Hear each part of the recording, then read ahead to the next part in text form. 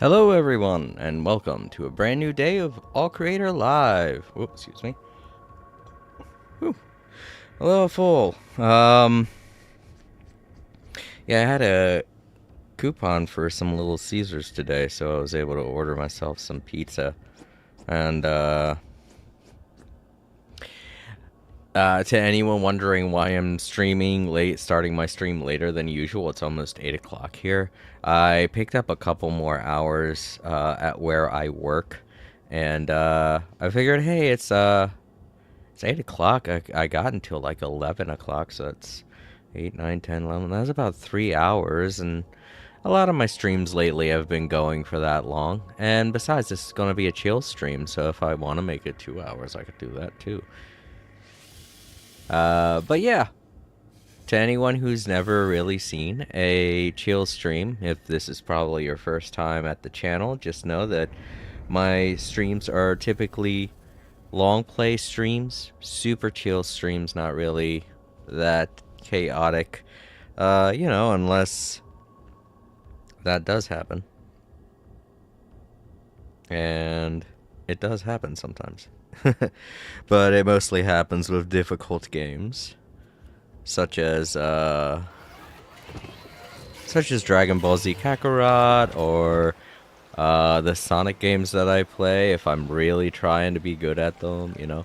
If I'm playing a game that I know I can be good at, you'll typically see me raging while I play it, but it's very obvious when I do. If you look at the thumbnails of my channel videos, I kind of like to set up the way the thumbnails look depending on how I'm feeling in the stream. So if you ever see a thumbnail where the little character is super angry, it's a stream where I'm raging. I'm super mad. But that doesn't mean that I'm not mad with No Man's Sky sometimes. Sometimes I am. One very notorious expedition that had us looking for all kinds of things that was like finding a needle in a haystack. That one definitely got me super heated. Very angry. I crashed out quite a few times. Wow, the water is going a bit nuts today. What was up with that? The water on my planet is freaking out. It's like a light bulb. It's all calm and everything, then it starts flickering like a light bulb. Yeah, like that. The waves get super big. I don't know what happened last year when they did that update, but it definitely messed up my water. I guess we could start by going to my settlements and checking them out. I haven't really played this game since I played it last time for the stream, so don't expect to see anything new. But the last time we played, I worked on my Corvette a bit. Got it more powerful, got it looking really good. I really love the way it looks. And we found a bunch of new parts. Not that many rare ones. But we'll see what we get to today when I stream. I think that's what I'm going to do today. Look around for some more Corvette parts. I'm really getting into designing my Corvette.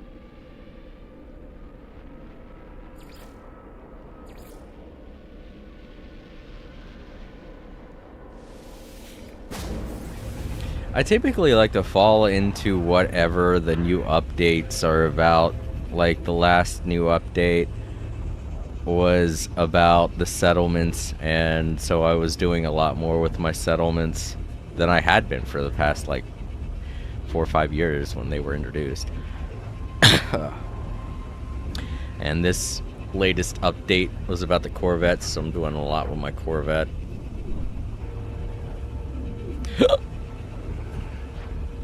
I've got all of my audio settings perfect. And I'm a bit happy today. I wasn't expecting to get as many commissions as I did today. But that's why I was at work for a little bit longer. Apparently we've been getting a few people who are just stressing out, and I get that.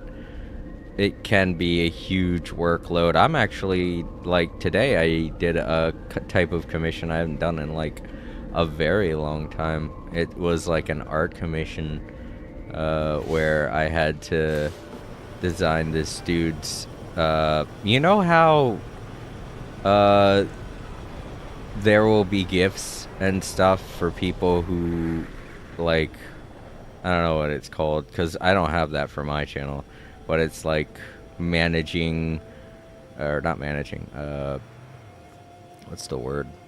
Becoming a member. That's it, like for becoming members of a channel or things like that. And you get special perks or special rewards. That was like one of the things that somebody had me do today. And I haven't done anything with my...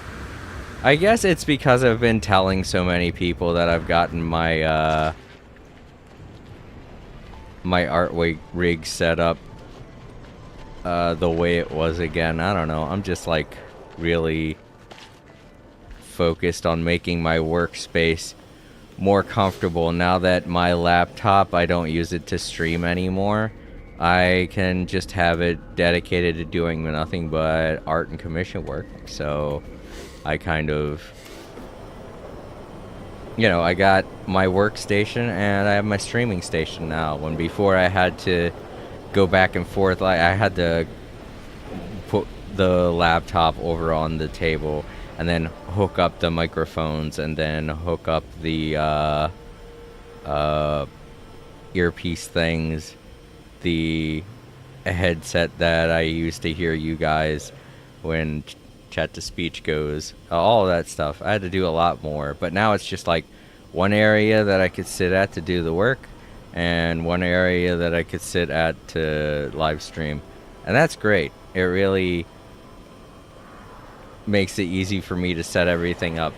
But the one thing that kind of does hold me back and why it takes me about 3 to 5 minutes still to start up the stream is I'm still not used to using my phone to do things like chat and manage the stream.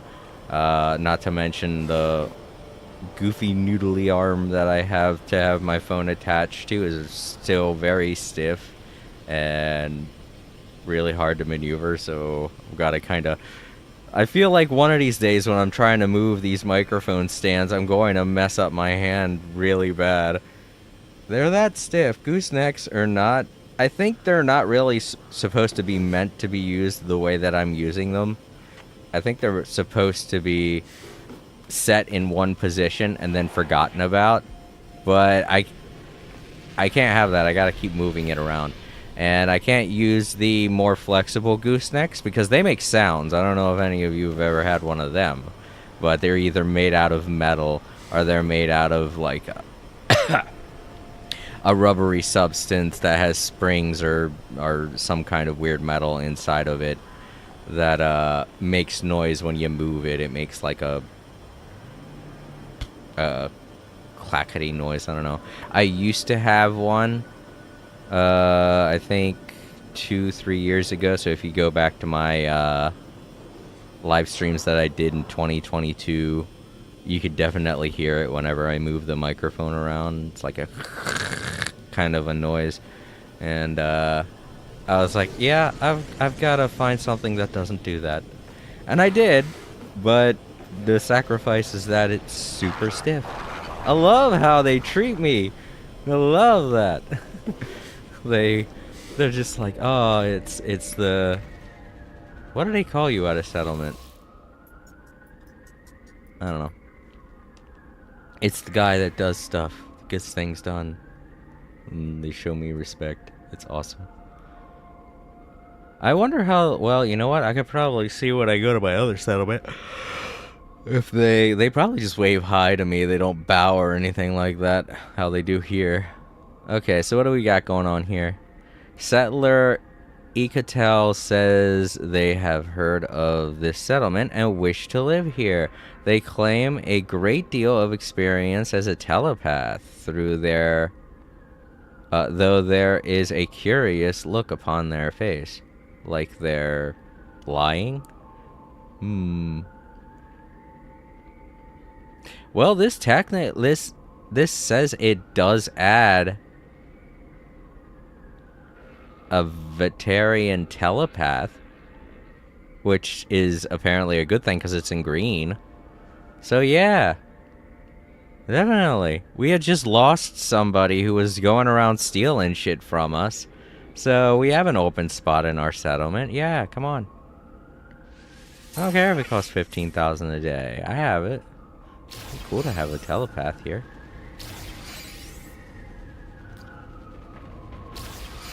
And now we've got the building to open up. Oh, it's we're giving him a warm welcome.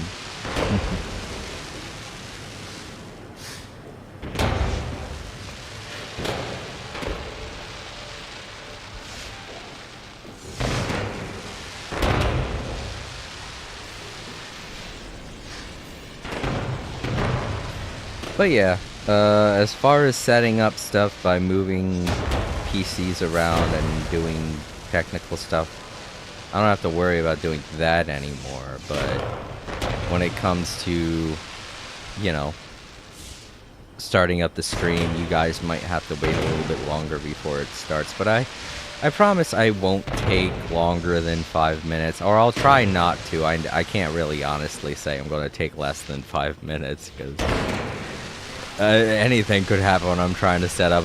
I could knock something over and soda goes everywhere, you know? Not that I drink soda anymore. I've really gotten into this drink mix that I started buying like a couple of months ago. It gives me focus. It doesn't give me as much energy, which is fine, because that's the type of energy that energy drinks gives me is great, but it's all physical energy, you know? I feel jittery and it just keeps me awake. But this keeps me focused. I can technically stay awake, but what I really need to do when I'm playing a video game is focus on what I'm doing, because you guys know I'm all over the place when I play.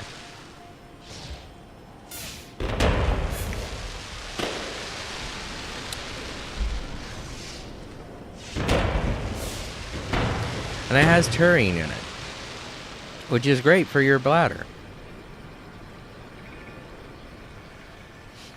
It helps you go, and that's good, especially at my age.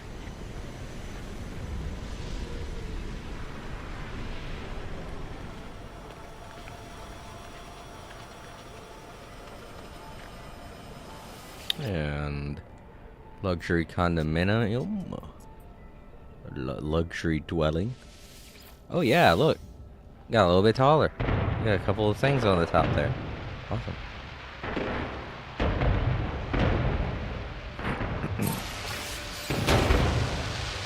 Everybody happy.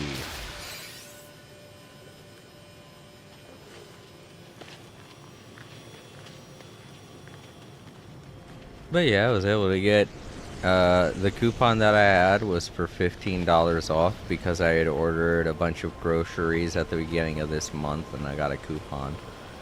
And I also had they were also doing a thing at Little Caesars where it was like buy a pizza get one free, and you know I can't pass that off. So I got a lot of pizza and I was able to share with the family. So that's all good. It's all great. Alright, to the next settlement. Oh wait, I gotta set up another building. I don't want to leave and forget about that. Let's see here, something lower.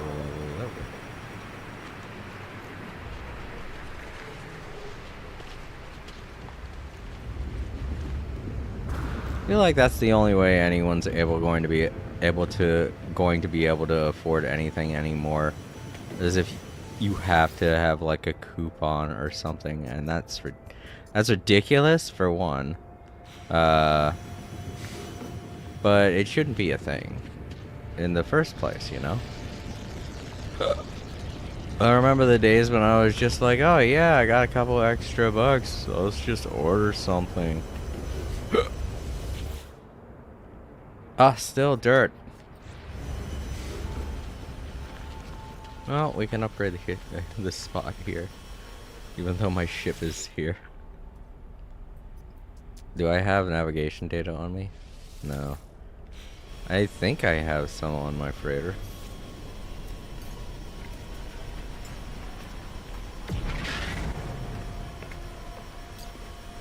Oh.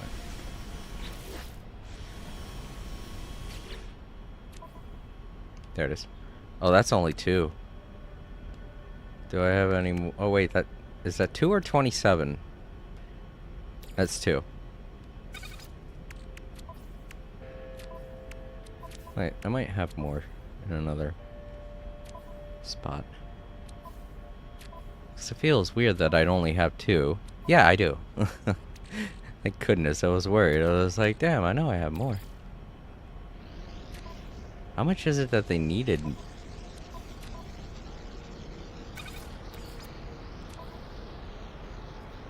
I would guess it wouldn't be that much, right? No, just 12.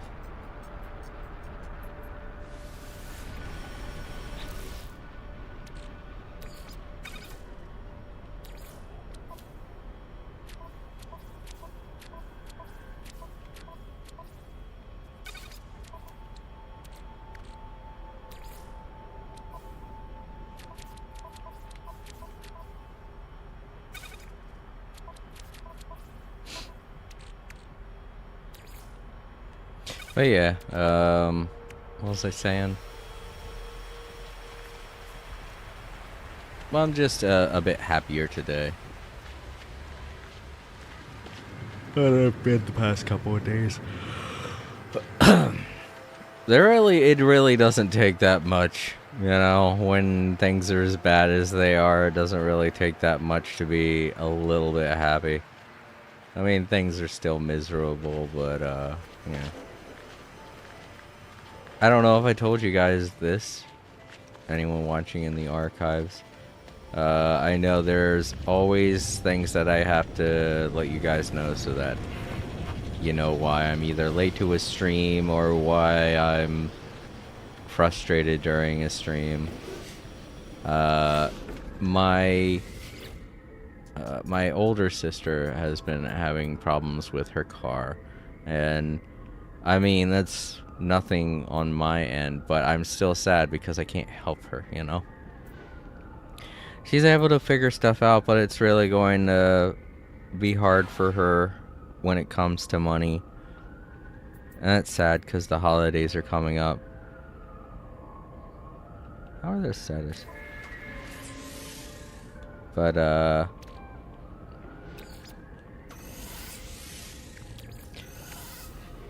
I told her that that if she can't get anything for Christmas, just let me and April worry about Christmas stuff. And, she doesn't have to worry. So, you know, I can at least do that much, you know, to help her not worry about it.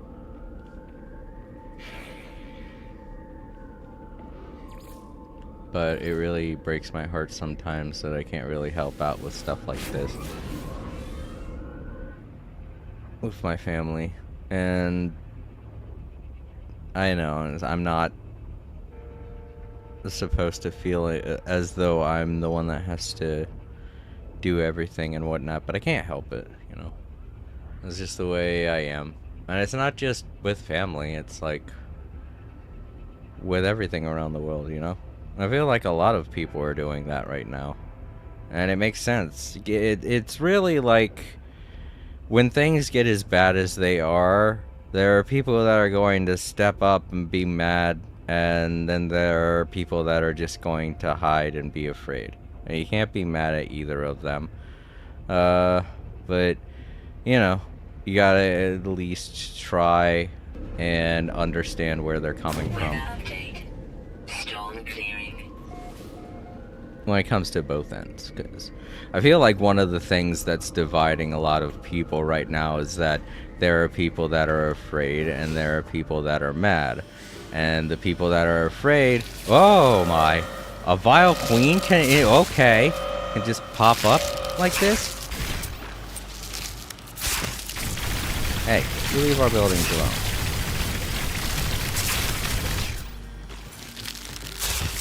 I love how her minions are stuck, and that's the only way she can really attack. She's bugging out. She's bugged out. That makes this fight a lot less interesting. She got stuck on this building, and all of her minions were trying to push her legs to get her free. Well, that was crazy. I didn't realize that was a thing that can happen now, but I guess it can. But yeah, that's another reason why everybody's fighting with each other, is because there are people that are afraid, that are mad, that are upset with the people that are mad because they don't want them to accelerate shit. And then there are people that are mad, that are angry at the people that aren't doing anything. But you have to be able to approach everything from the mindset. You know, you got to be able to step into somebody else's shoes once in a while. It's not just... It's not like we're not all upset, you know? We're all upset for the same reason. We've just got to realize that we have common ground, and trying to divide that common ground is just making things worse.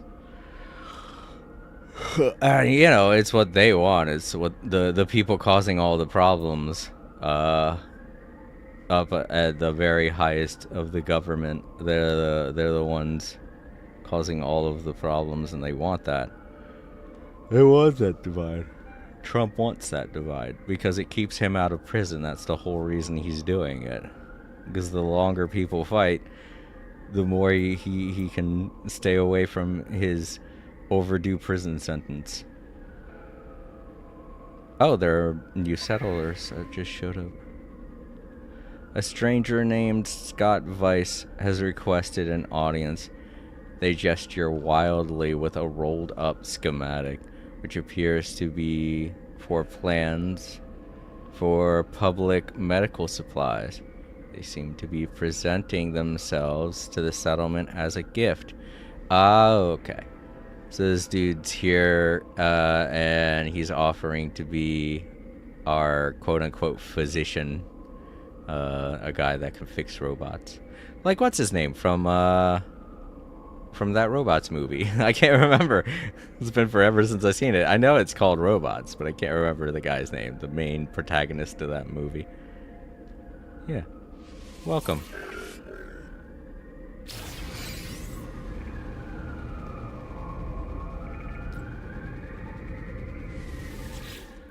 How's our status?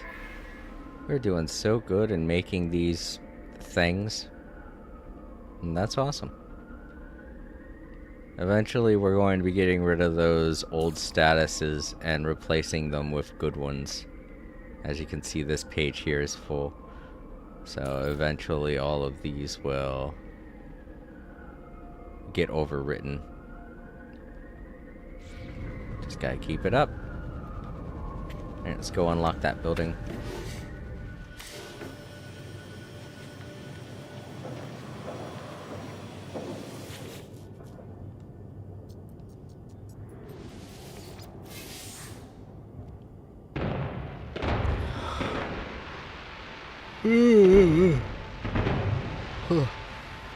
But yeah, my setup is great, and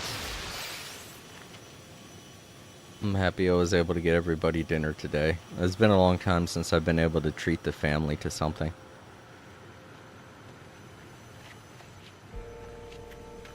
Huh. Well, what do I gotta do here? What's going on with this? Oh, well, they're telling me to take my stuff. They're like, here, we made this. Take it. Jeez. I'll put it on my freighter. I'm gonna be honest, I don't really need it on my person. You know, it's not worth much. I know it's one of the more rarer items, but it's only really rare because... What? What else? Productivity's low, but at least it's high enough to where we don't go into debt. That's the point.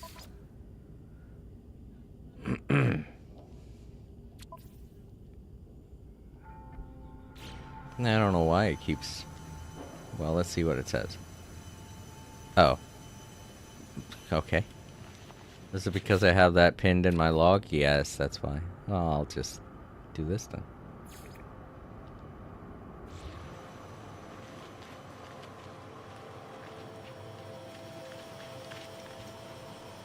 And I opened up that building, so what other building can I work on now?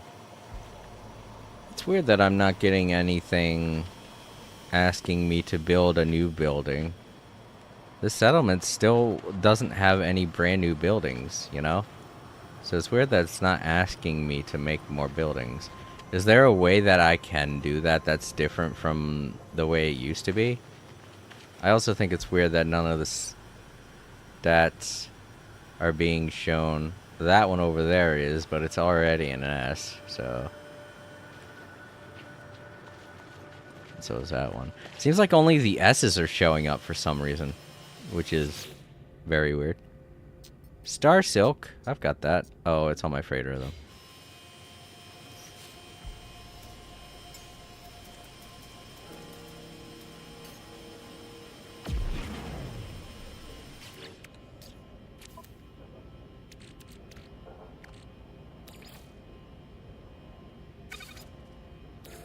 Oh, these are different. They look the same. Star Silk and Nano Cables. I don't have that. Alright. Well.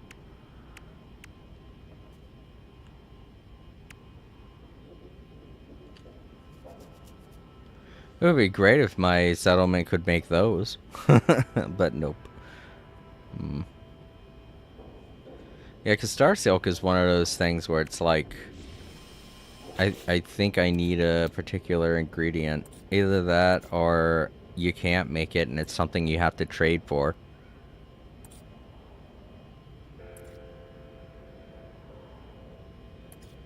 I think it's something that you gotta trade for.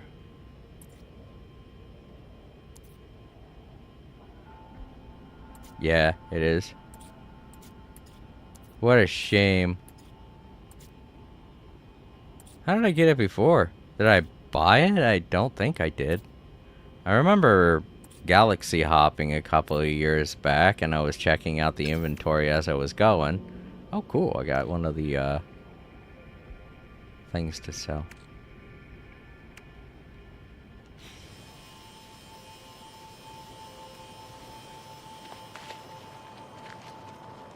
Yeah, we gotta find a different building then.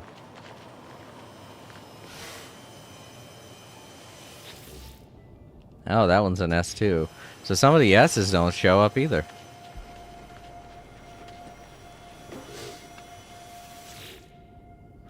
I can do ionized cobalt. Again, it's the pirates again, aren't there? They are. I hate that it makes my plane look like it's crashed every damn time. Now we're going to glitch out when we get in here. We're inside the ground. Yeah, there you go. Alright. Where are you, you jerks?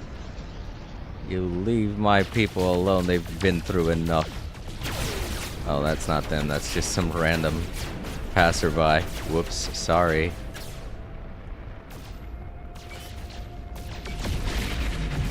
It's interesting that you have to hit them first in order to establish a lock-on.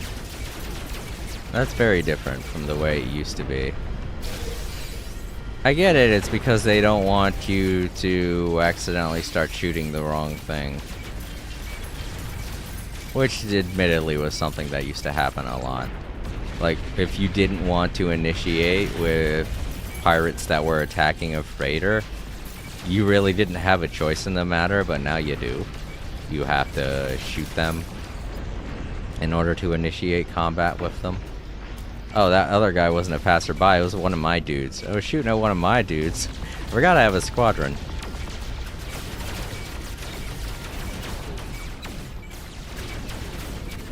Maybe because they're not that useful. No offense, guys, but I could definitely be in the market for some S-Class squadron members. Not that you guys aren't cool or anything, you know. But I very rarely see a moment where you guys actually have destroyed something on my behalf. Alright, cool. Whoa, what freighter is that? It could be that it's so dark I can't see most of it, but it looks like it's...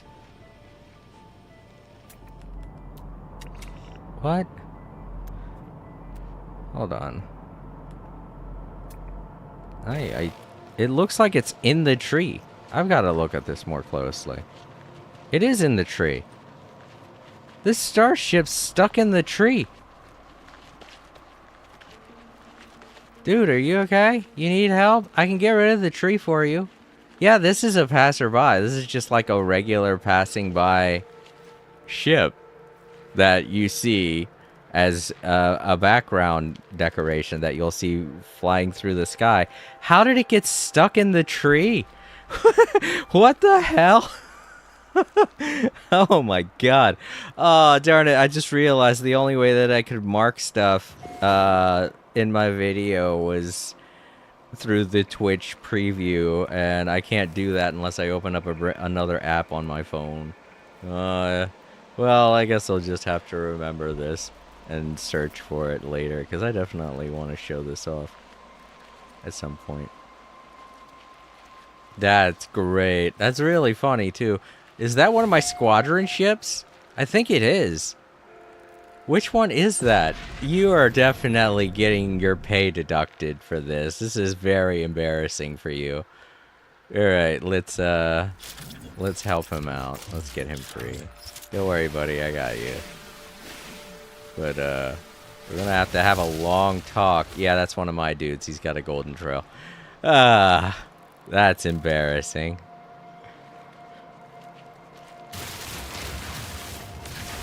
That is embarrassing. One of my dudes got stuck. See, that's why I was saying I need a new squadron. Some of them aren't the best and brightest. Oh man. I needed that. That was great. Alright, so the planet where I can get scrap, I think, is in this solar system. I think this is the Yacht Club solar system, or at least that's what I call it.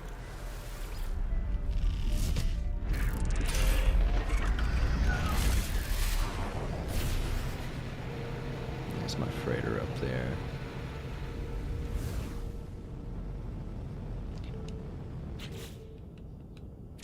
Yes, Yacht Club. Here's the planet, the one with the ring. It also has a moon. Oh. Very interesting. Oh, it's right there, right in front of me. I'm looking at it.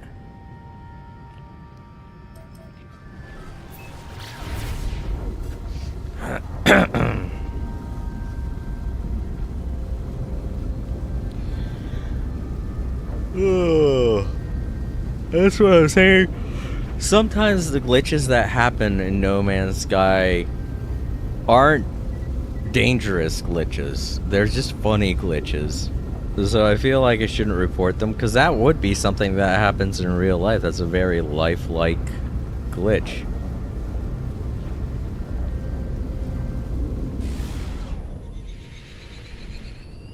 So if anything, from my viewpoint, that's just enhancing the game.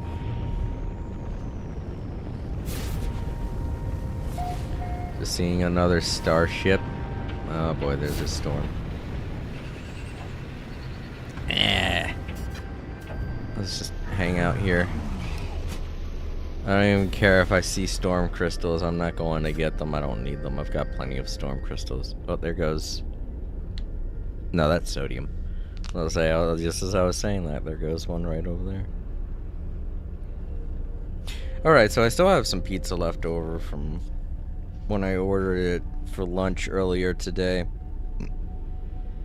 Oh, but it's a little cold now. And there ain't no way I'm starting up the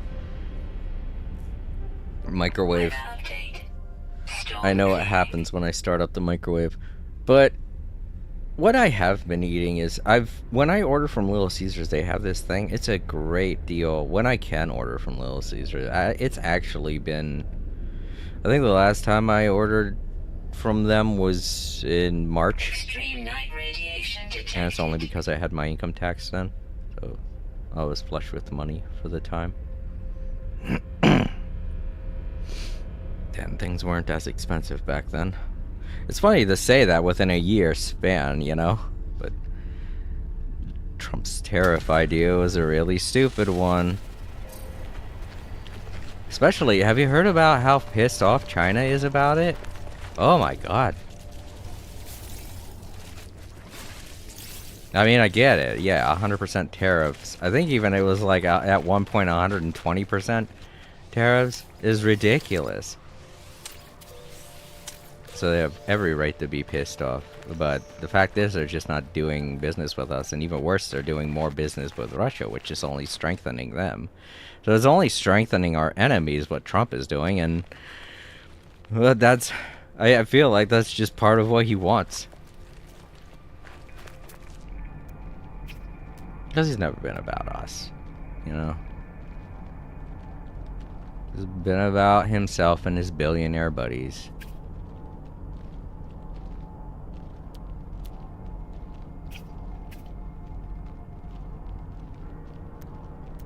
Where? Ah, are you kidding me? No scrap yet. Okay, well, I'll look for some,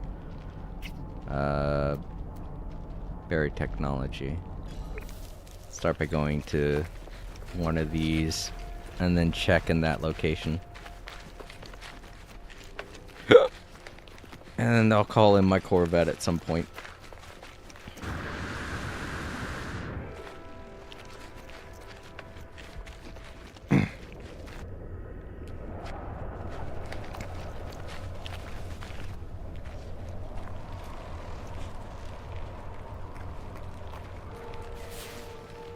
But yes, to that individual that did stop by the stream yesterday at the beginning of the stream for me in April, I think it was Love Over Hate.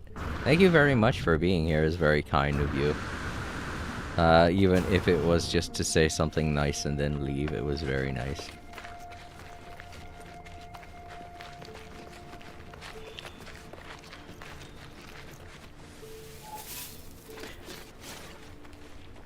And anyone else who wants to do something like that, that's totally fine too.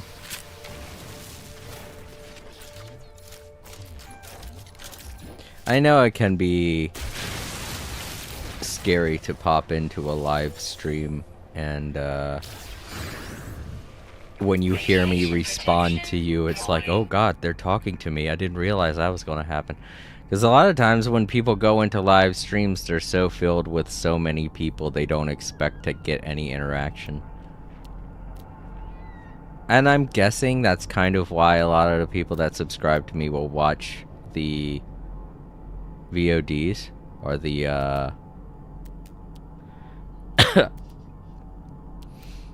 are the archived videos. Makes sense. I mean, if I wasn't expecting to talk to someone and then suddenly they started talking to me, I would probably be a little weirded out or freaked out by that as well. Or not even freaked out, but you know. It just would be a surprise and I wouldn't know what to say. Is it because a storm's starting? Did they say a storm was starting? I don't think so. Yeah, I think it's just an extreme, it's just extreme radiated planet. And my, I didn't want any of that. I wanted this. This is harder to find.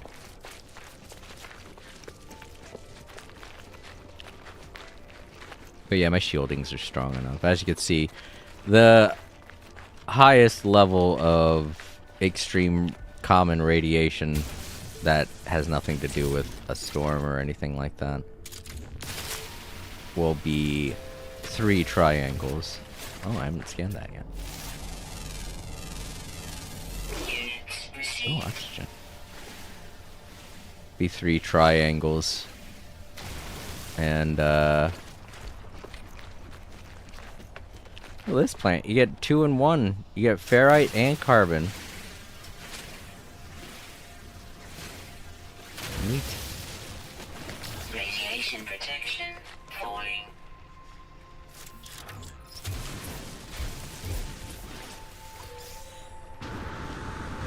Oh, there's a fungal thing.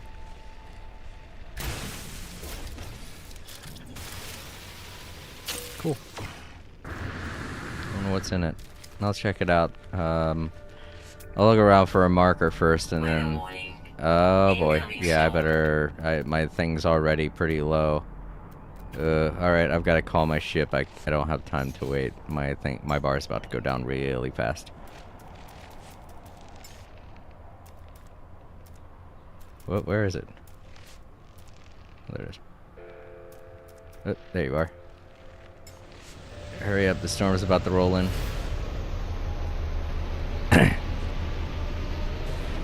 Yep, here it is. Radiation protection falling. Get in there. Oh my god. There. Whew. Radiation protection stabilizing.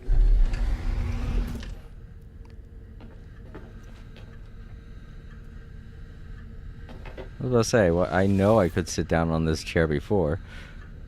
Alright, so... what I was mentioning before, the whole,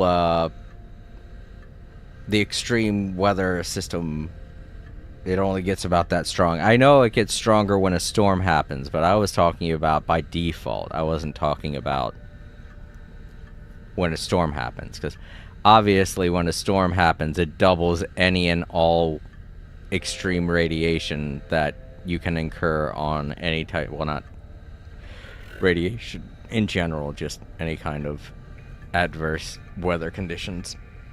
It doubles it. So say you're on a radiated planet, not an extreme radiated planet, and you're only getting like 1 triangle pointing to the left. When a storm happens, it will double that. It'll look like 3 triangles, but it'll only double the amount that's being taken away. It won't, like, exacerbate it to the extreme of the most extreme levels that you would see on a planet like the one I'm on right now. So anytime that you see a storm, any kind of planet that has extreme weather conditions, just know that the storm will not cap at the extreme level. It goes double, regardless of whether or not you're already at the cap. So take that into account. I know that's not a lot of... there are a lot of subtle things in No Man's Sky that I don't mention, that I should warn people about, but I rarely get the opportunity to really talk about them. So yeah, any kind of storm system on any planet with adverse weather conditions, just count on it being double the amount that you're already getting. And go from there. Because it could be like, you see extreme storm, and then you're thinking, oh my god, my thing's about to go down so fast.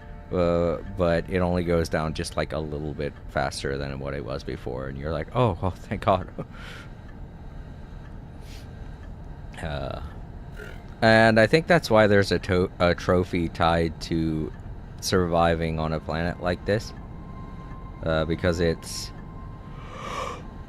not easy, especially when you first start out and you have no shielding whatsoever. That's what I ended up with this save data. That's what I ended up getting. I ended up getting a very unlucky pull of a planet. I've been watching this guy. I think his name's Phosphorus. He's just started playing No Man's Sky, and he got I think I want to say it was a heated planet. It's not an extreme heat planet, which is good, because I know a lot of times they don't do that these days with this, with the new saves, because they did... When the game first came out, there wasn't a difficulty setting, so what you got was just based on luck. But I think it was sometime around 2019, 2018, I can't remember, where they did an update and they allowed you to change difficulty. Now whenever you have it set to normal, you're guaranteed to land on, when you first start out, you're guaranteed to be on a planet where it's not an extreme weather system. So you won't end up as unlucky as I did when I first started this save data. So when I was watching him play and he was like, oh man, I just got unlucky, and I was thinking to myself, dude, it could have been way worse, trust me. That's why that planet in my solar system, I think, hold on. That was way back down here. I don't know why I have all these planets down here. Like, I don't think these are the ones that I started on. I don't know where all these came from. And I certainly don't know why this one has a base on it. I should really look into this.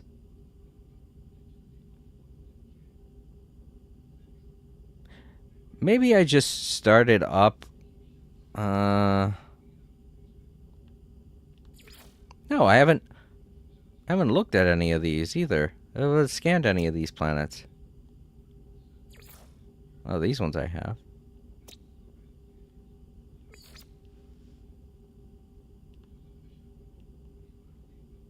Yeah, I didn't discover these planets. So yeah, this isn't a system that I...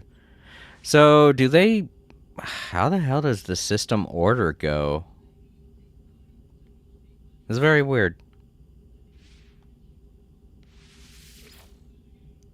On this list, I have no clue how the system order goes. But I know for a fact that this was the system that I first started again. Obviously, I called it Let It Begin Again, because this is the second save data that I did, because my first one was kind of messed up because of the No Man's Sky Next update. But that's why this planet right here is called Rip Buttnockus. Did not like it. It was not like a fun planet to start out on. I went from that planet to New Life, which was a paradise planet, and it was a way better planet. Once I was able to finally get in my rocket, get in my starship and take off, I got to the nearest paradise planet, and that's where I made my home. But yeah, that's why I named it Rip Buttnockus, because I was just leaving that planet and I was like, fuck you, I'm never going back to you again. Or at least that's what I thought. But that's, in every solar system, there's one planet that is the planet that houses a intergalactic portal system. And this was the one that did it. This was the planet that did it. So before they had expeditions... Extreme radiation detected. Oh, the storm's gone. Before they had expeditions, they had this system where they were trying out the beta expeditions. They would have you go to Extreme radiation detected. the space anomaly and talk with someone on the space anomaly, and they would give you a mission that would start up a whole adventure. And at the time they weren't called expeditions either. I forget what they were called, but you know, it was new. It was like, it was very interesting and everybody loved it.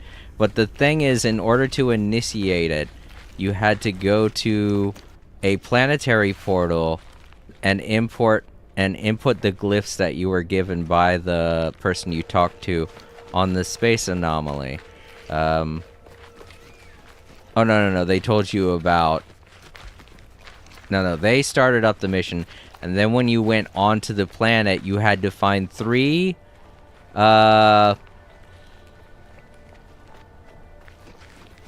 These, what are they called? They had these here. The knowledge stones. You got to find 3 special knowledge stones that would give you coordinates, and then you would go back to the portal and it would automatically input the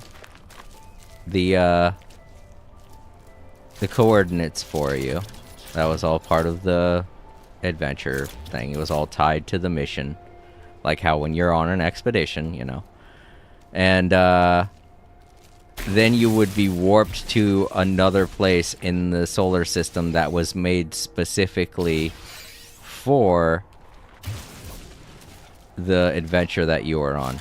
And it was really great, and everyone loved it, and because of that, now we have expeditions. And, you know, back in the day, because it was still so brand new, they had to use stuff that they already had existing for us. So that's why you had to use those portals. So I had to keep going back to Rip Buttonhawkus, saying to myself, oh man, I know I said I'd never go back to this planet, but here I am going back to the planet I never wanted to go back to again. Radiation protection falling. But yeah, luckily that was only a thing that they did for a year, because they were working on expeditions at the time, and they only were doing it so they could try it out and see how everybody felt about it. So I'm glad it got such a positive response from the community, you know, because we wouldn't have expeditions if they failed, you know, if we didn't like them, if the community didn't like them. But I'm glad that they succeeded, because they're so much fun. It keeps bringing everybody back into the game to play the game. The Korvax word for shawl. Oh, nice. Now I can describe how I'm dressed to a Korvax, which probably would. I'm supposed to be an autophage, so. Weather warning. Incoming storm. Oop, okay, time to call my ship again then. Fuck it, I'll put it there. Radiation protection falling.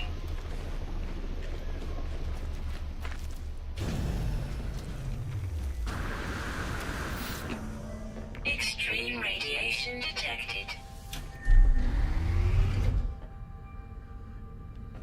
I think I can use this. Yeah, this recharges my.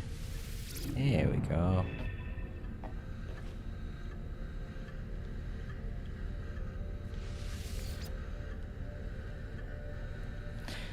But yeah, things were very different way back when the game first launched. They've streamlined a lot. I know a lot of people, when they see all of the updates that they put out for this game, they're like, oh, cool, they're just putting stuff on top of stuff. That's awesome. And a lot of newcomers to the world of No Man's Sky don't really know how much behind the scenes they're doing to improve and streamline things, but I want to mention that now they're doing a lot to streamline the way this game plays as to the way it was in the beginning. I think their most buggy update that they've ever had was the No Man's Sky Next update, and to their credit, it was because it was a really big update. It changed a lot, and it even gave us, eventually, it even gave us an appearance, you know? We were able to have a character for the first time. So that's huge, and that's obviously going to be one of the reasons why it was so buggy. But it was so buggy that it put me off of the game for at least a year, I want to say, you know? I was so upset with how damaged my very first save had become, because I had spent over 100 hours playing the game, and I had done so much, and because of how bad my base got bugged out, it was just... Actually, if I remember correctly, my base was just gone. If it still exists to some capacity, it's not traceable via the Discoveries map or anything like that, because I can't find it. And the only base that I can find is the one that I built when I first started that save backup. I don't know. That save data got so bugged out that it's like I lost everything and I had to start over from scratch. And on top of that, my starship was bugging out. The hatch wasn't closing the right way, so I was vulnerable to attacks from sentinels and attacks from pirate ships and stuff. Not my starship. I'm talking about me, the character. I was getting hurt. It made no sense. But I guess that's because back in the day when you would get into your ship, there wasn't the ship actually you would go into it. You could look out of your starship and see people. Well, you can't do that now. But when people looked into your starship, they could see you, you know? It was nice. But I'm guessing that glitch that I was having was just one of many glitches that occurred because of that, because not too long later they changed it to where that was no longer a thing. And now we just kind of teleport into our starship and then out of our starship. And whenever you look into a person's starship, you don't see the character. But yeah. I get a lot of changes. But now we have the Corvettes, and you can do that now with the Corvettes, so that's cool.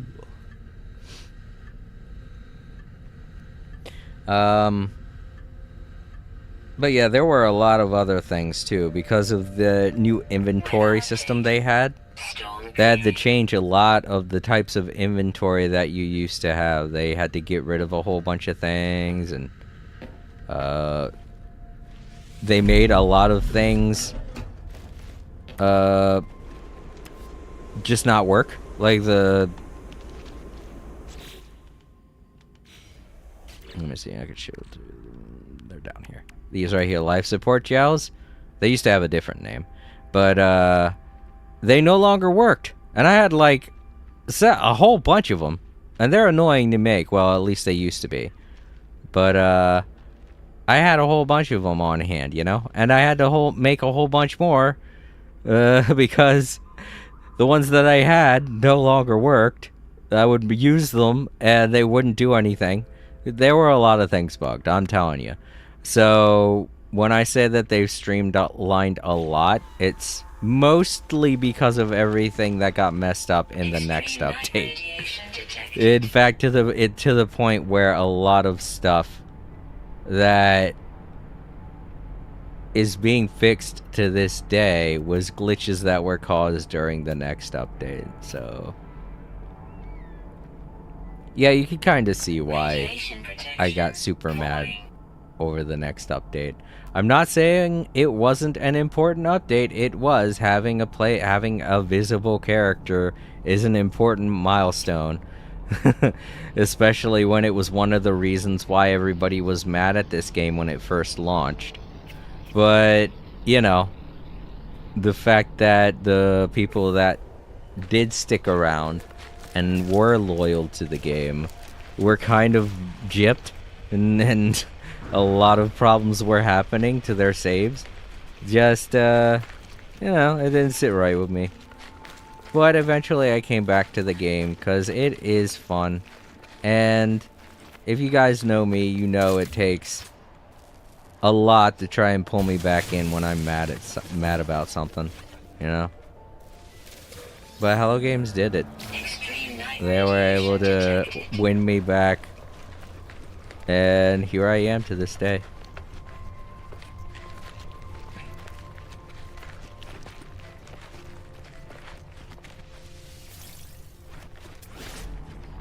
Dang, I still can't believe I haven't found any scrap. Yeah, and the whole reason why I was going after technology, the technology stones, knowledge stones, is because, well, I kinda want to start collecting them too. Because despite how long I've been playing on this save data, I haven't really been doing much to try and learn the language, you know? So you still see a lot of races that I talk to end up not having all of what they're saying unlocked. Ooh.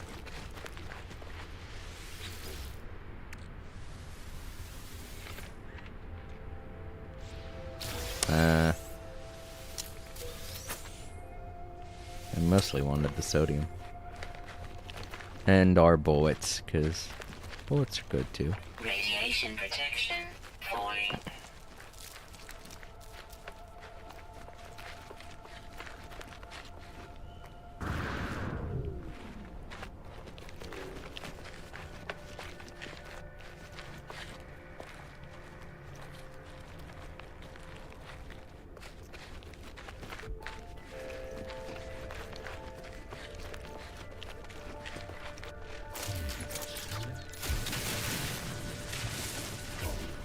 This one was deep down here.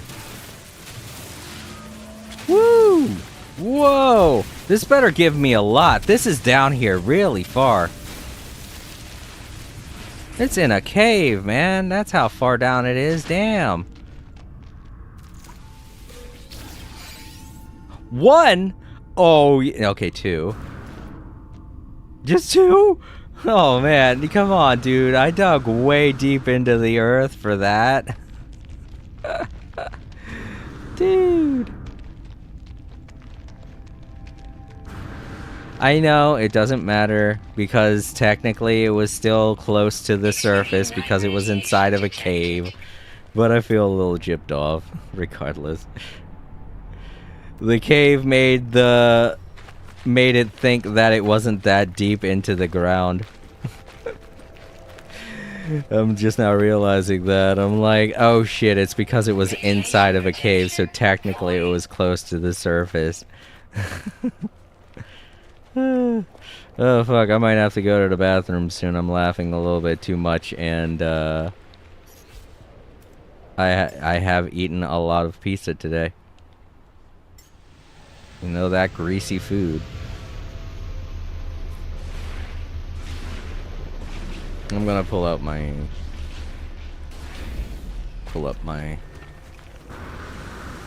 Corvette, get inside. I might want to save first, that way if anything happens I don't lose my progress.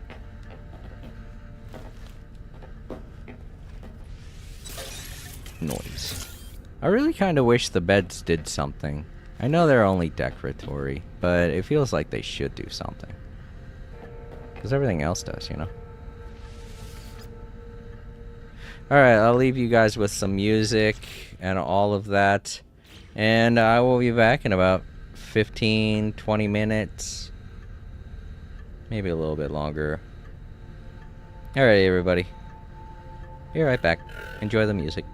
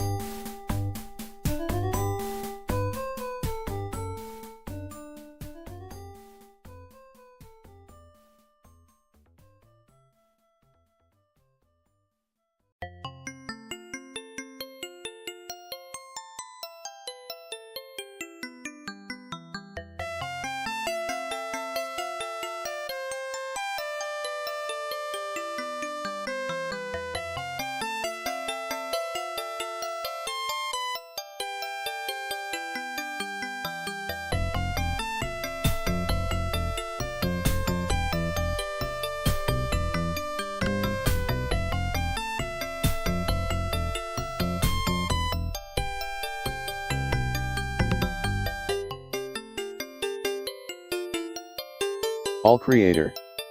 Hello everyone. I hope you're enjoying the music, If you're watching in the archives now would be a great time to leave a like. Hungry Paymon. All creator. Hello everyone. I hope you're enjoying the music. If you're watching in the archives now would be a great time to leave a like. Hungry Paymon.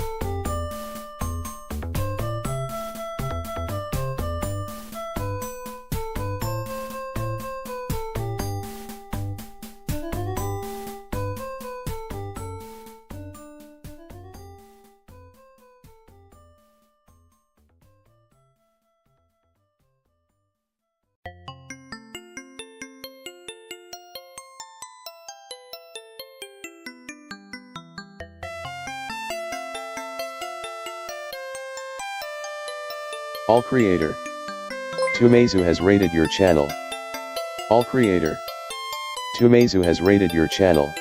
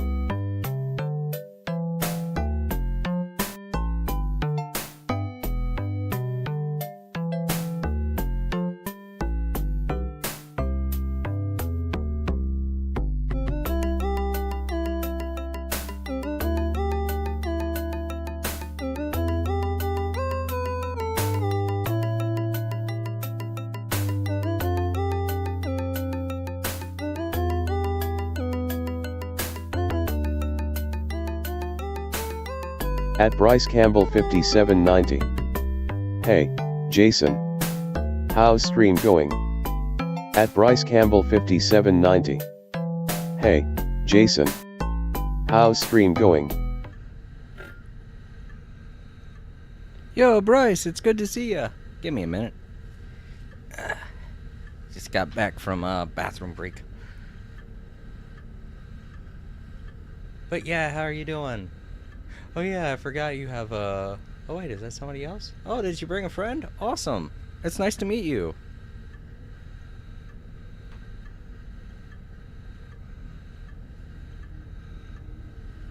Can't see the name. My new setup doesn't allow me to see names. But I can look over here.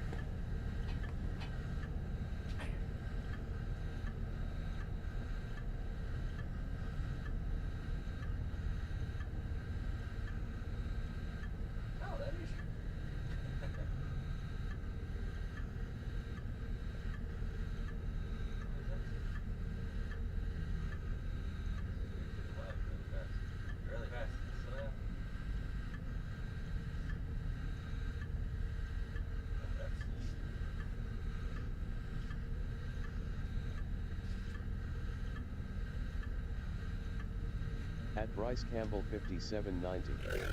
I'm guessing one's you on Twitch and the other one's you on YouTube. And now waiting for some new Blu-rays to come tonight. At Bryce Just Campbell finished up a stream 5790. and now waiting I'm doing for good. some new I just Blu-rays. finished my Oh, stream and now awesome. waiting for some new Blu-rays to come tonight. I don't have my headset on, so I can't really hear chat right now. There we go. Put it on now. There we are. Now I should be able to hear.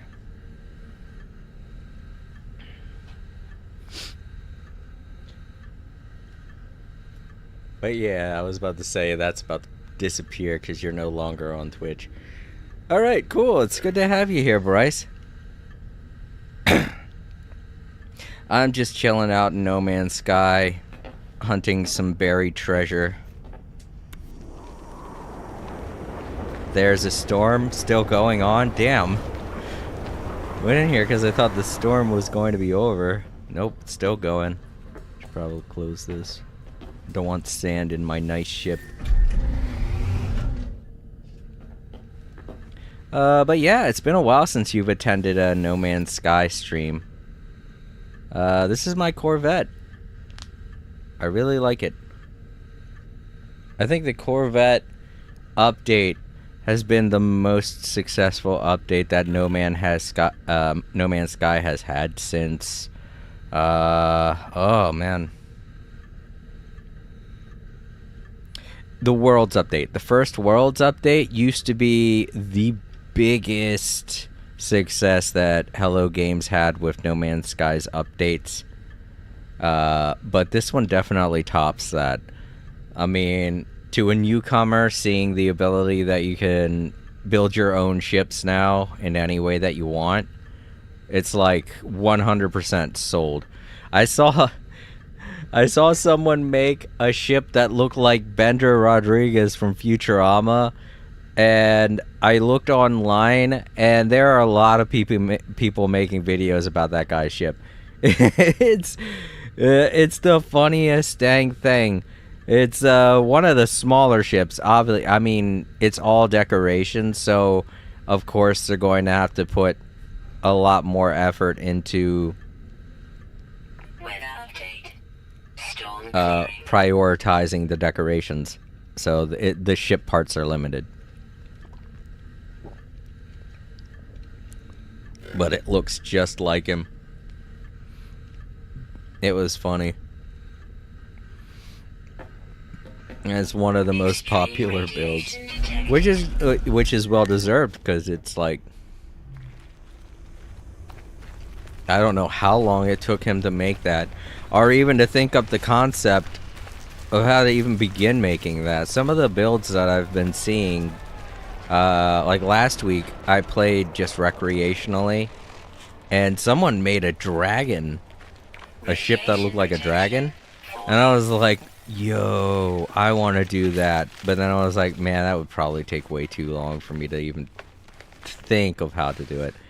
And I probably don't even have all the parts that that person's using. They didn't use that many decorations either. They just made it look like a dragon with mostly ship parts.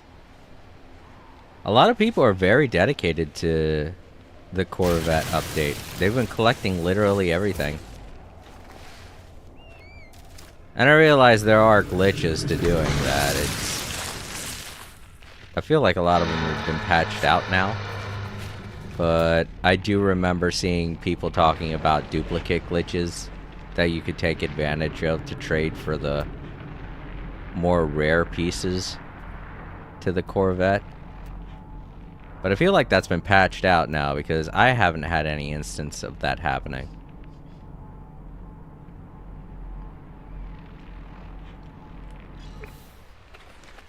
So I'm glad they got as much out of it as they could. In fact, my very first base that I built with this save data glitched out. And I got literally, at the time, all of the base building pieces. And, I mean, it was cool, but it was definitely something that could be exploited, and it would make the game less fun because you wouldn't have to work as hard to get all of the pieces. So I did report it to anyone who encounters glitches in No Man's Sky. Hello Games has a website you can go to report any bugs and glitches. But the glitch that I encountered was very easy to do. All I did was pin... I can't remember what decoration it was. I accidentally did this, by the way. I didn't mean to pin the decoration in my log, but I did. And when I did, I opened up the decorations menu, and I got all of the stuff, and I was like, what? Where did all this come from? And after I removed the pin, it was all still there, so I was like, shit, that's a very easily exploitable bug. I better report that. It feels 100% game-breaking. It defeats the purpose of collecting varied technology. But yeah, as you could tell, there have been a lot more decorations made available since then, so this varied technology is still very useful for me to get all of the more new stuff that has come out. Extreme night radiation detected. But yeah, when I first started up this save data, I got all of the decorations for free. They didn't take them away, which I'm very grateful for, but you know, that glitch is no longer available. Trust me, I tried it. When we got a whole bunch of new decorations, I tried it again and it didn't work, and I was like, okay, they patched it out. Oh, I don't even have to dig that one up. Okay, I'm gonna have to recharge my hazard protection. Technology recharge. Alright, are we able to find any scrap yet?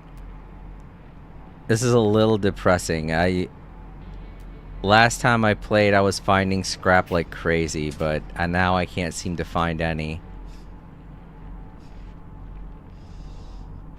I was going to say maybe this planet's all mined out of scrap, but that can't be a thing. It definitely isn't a thing. I'm gonna find some eventually, and then hopefully I'll find a long chain of scrap like I did last time I streamed. It's just a matter of getting to that point.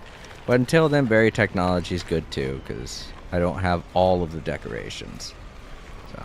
So, didn't mean to do that.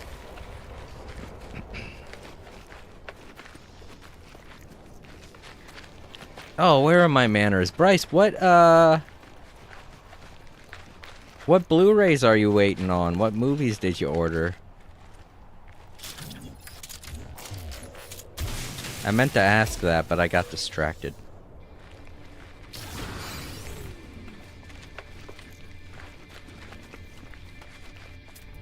If you're still there.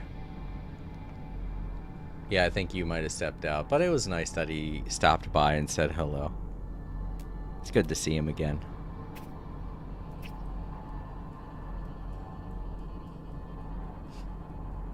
Oh, those Blu-rays are coming tonight. He might be going to pick them up. I hope they function all right. I know I've had issues with ordering DVDs and Blu-rays online before. I ordered the entire series of Angry Beavers, one of my favorite Nickelodeon cartoons from back in the day. And when I got it, a lot of the CDs were messed up and scuffed, so I had to return it, and that was a whole headache.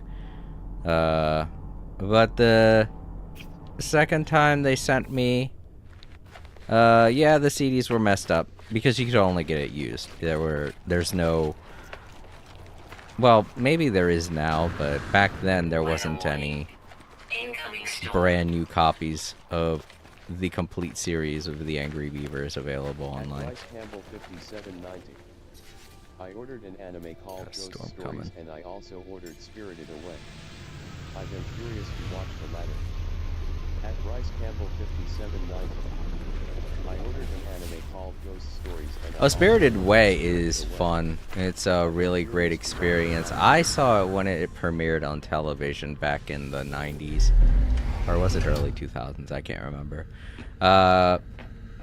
But also, Ghost Stories. Funny series. You should get a kick out of it. There's a lot of shock humor in it, that's for sure.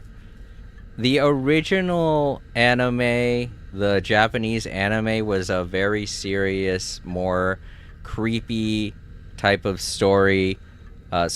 But when it came over here to America, the company that bought it wasn't seeing any success with it. They knew it wasn't going to be getting a lot of people viewing it because at the time anime wasn't popular. So the voice actors just had fun with everything. And a lot of the dialogue is improvised and out-of-pocket shock humor. It's a lot like... Have you ever seen the English version of Crayon Shin-chan? It's a lot like that. It takes that same type of role with the anime dubbing, where they took basically something serious and turned it into more of a dark humor type of show. Whereas with Crayon Shin-chan, they took a child-friendly TV show and turned it into a crass Adult Swim sitcom. But yeah, I've seen both of those.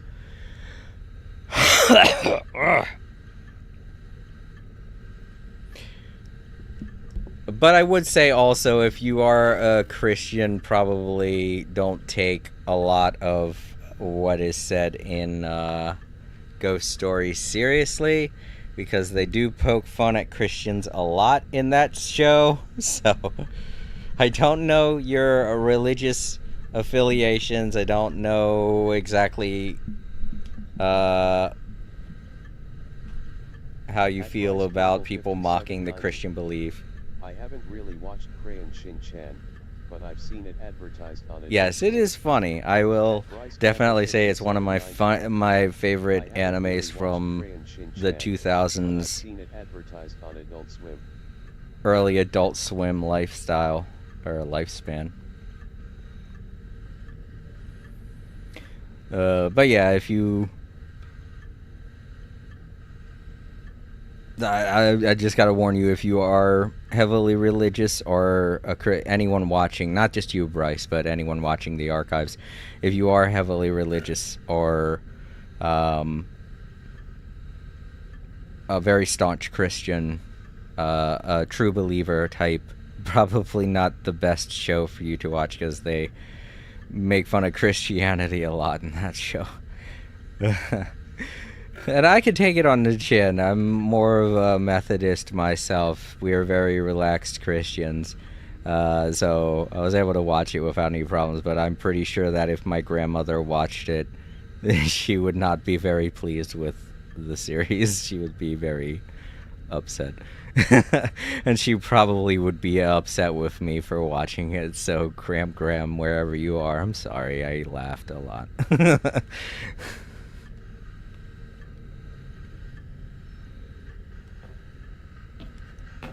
Is the storm over? No, I'm feeling awkward because it's nope, still going. Storm's still going on. It's mad at me. She's like, how dare you disappoint your grandmother?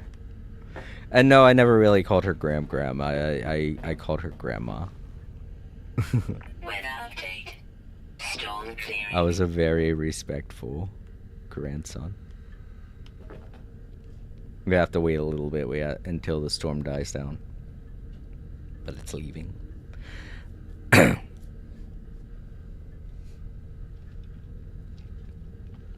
Extreme night radiation detected.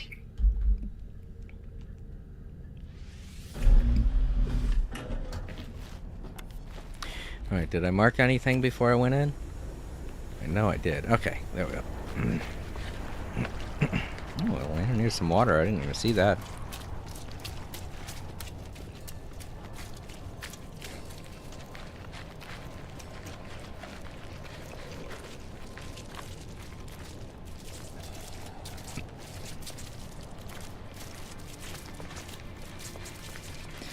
But yeah, Bryce, as I was saying, I hope that your Blu-rays... Oh man, look at that. I didn't even have to dig for it.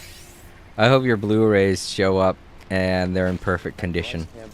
Well, I don't know. Did you buy them used or did you buy them brand new? I feel like you would have had to have bought Ghost Stories used, because that's not a very well-known series.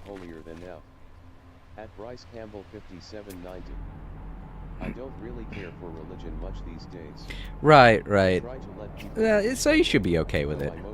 Because a lot of those jokes are along those lines, where they kind of mock Christian superiority complex, the Christian superiority complex. So, but yeah, the condition, I hope it's good, because I know how annoying it can be to receive something like that in the mail and it's damaged and you have to return it.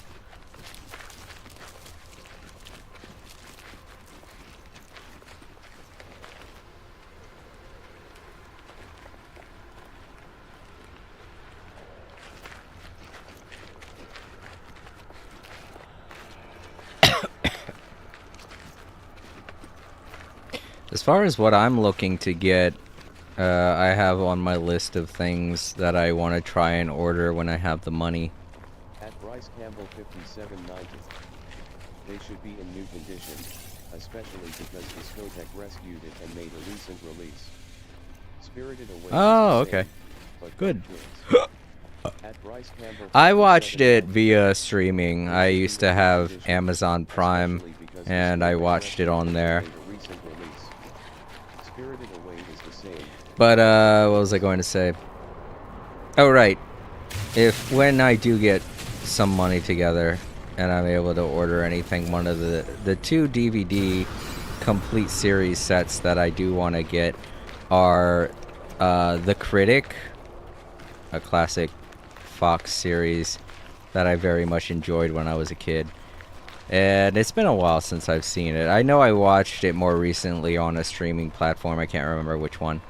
The other one is Duckman. I want to get that as well. I haven't seen Duckman in forever. The last time I watched it was when it was on Comedy Central.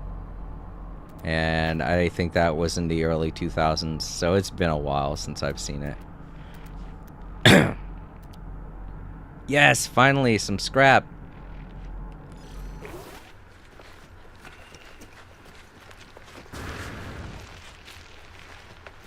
Radiation protection falling. I guess the other thing that I have on my list are the new Dragon Ball movies, Superhero, and World's Best.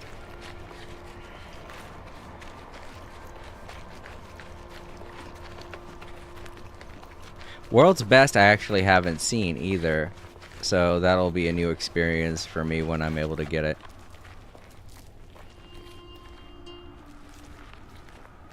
The only reason why I haven't seen it is I'm pretty sure it wasn't shown on television. I was too close to that plant.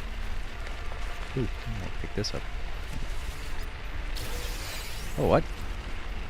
Starship module? What? That was weird. Was that underground too? Wow, I didn't realize you could pick up starship pieces. Extreme radiation Like, well, detected. you know, like small time starship pieces. I didn't realize they were something you could find in the ground as well. Cool. Alright, I'm gonna have to recharge. Technology recharge.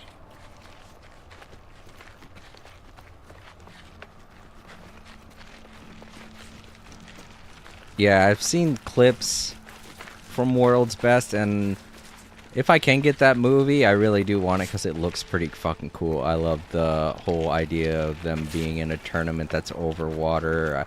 I know that's only how the movie starts out, but it looked like a really cool idea, and I don't want to spoil much of it for me, but when I saw that, I was like, oh, this movie looks like it's awesome.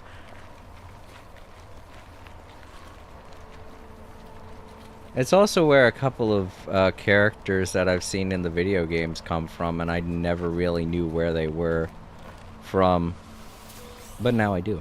So I think that's why I ended up seeing clips for that movie, because I saw a character in the game, and I was like, are they from the series? So I looked it up, and I was like, oh, that's a movie I haven't heard of. There are a few of the movies that did get English dubs, but were not shown on television. Or at least not, to my knowledge, you know, not on any cable or satellite services. I don't know. It has been a very long time since I watched television, so maybe they premiered anytime between the 2010s to now. And I just didn't know.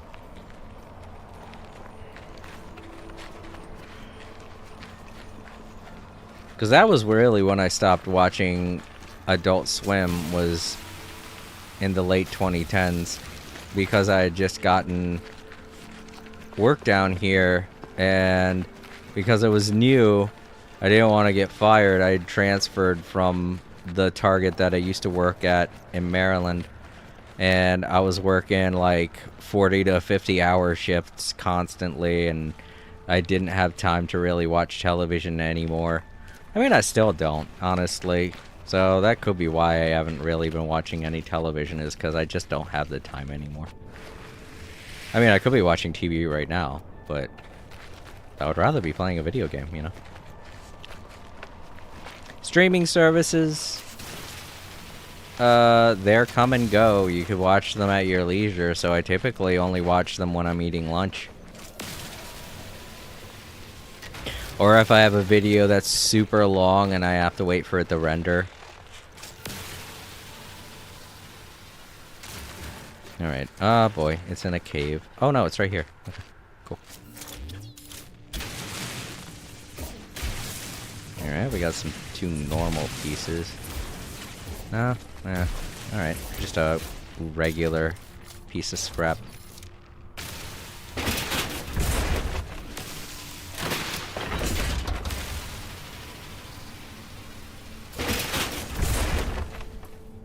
Titan class walkway. Ooh. Super cruiser cowling. That's cool. I didn't have that before. Alright, let's try to find more scrap.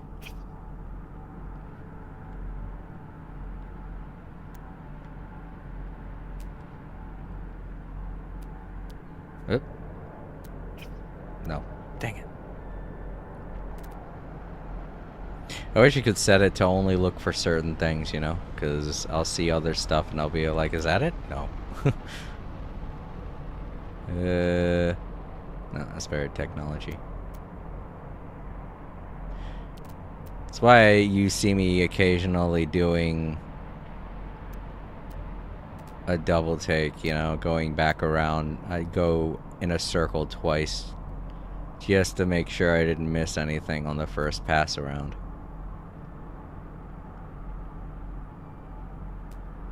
Alright, looks like there ain't any more scrap close by, or not close enough anyway. Protection. Let's go in this direction then.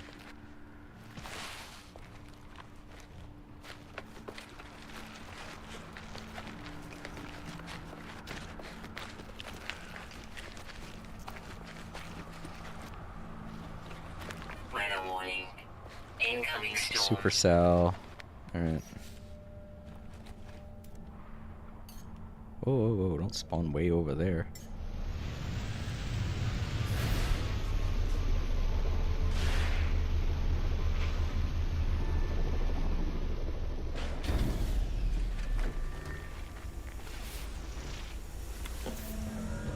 Extreme radiation detected.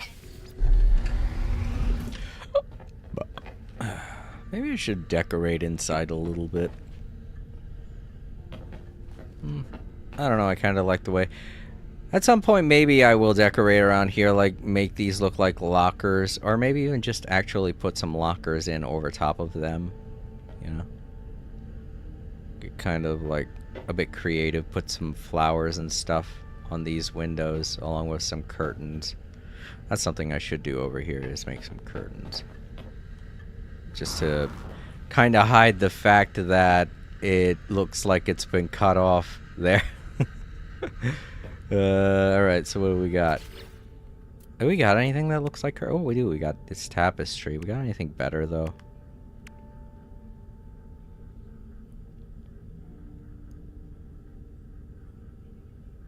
Yeah, maybe in flags. Some of these flags look too imperial. I want something that's more flowy. Alright. Looks like that tapestry's gonna have to do. It's the closest thing.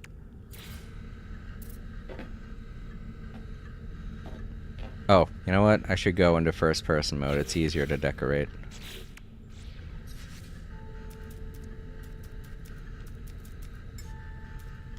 There we go.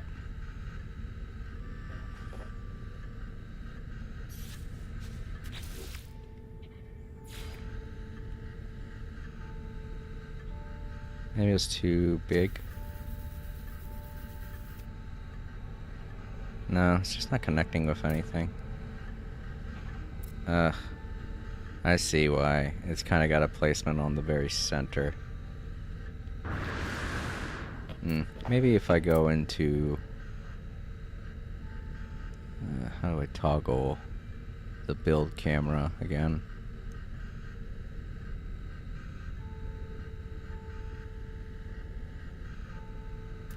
Oh, no. Didn't mean to do that. That was the wrong button. Weather update. Storm Okay, clearing. well, the storm cleared. I want to go collect my thing, so... I've got to refamiliarize myself with, decorating.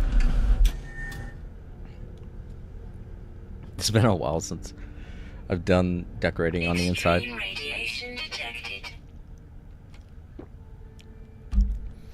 Well, if I can't get the curtain up, then maybe I'll put something else there. Because I don't like the way it looks, if I'm being honest. The way it cuts into the wall like that.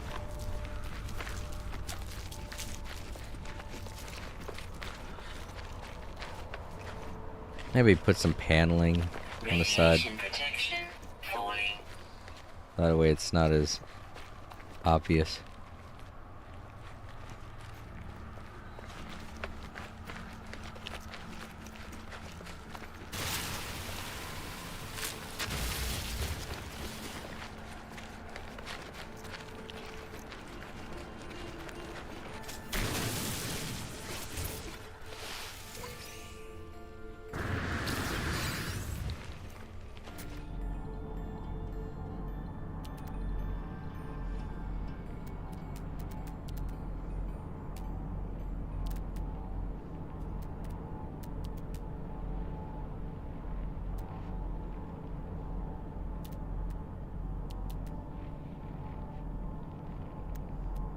The one thing that I am a little sad about is the design choice of the icon that they chose for Scrap.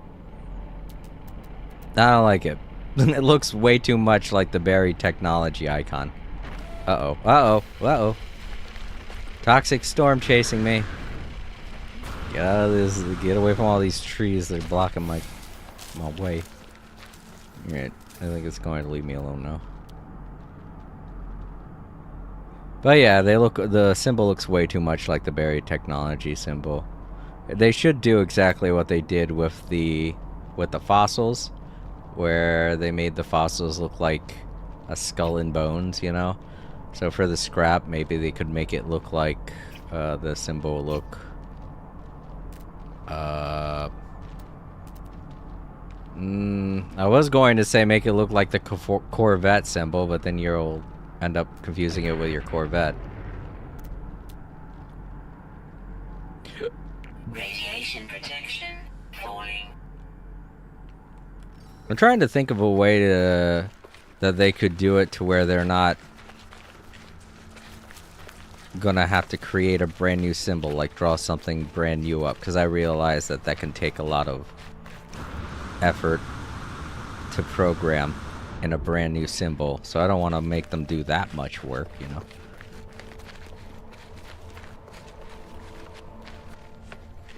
I don't know, maybe something that they primarily use in space, a symbol that they use in space.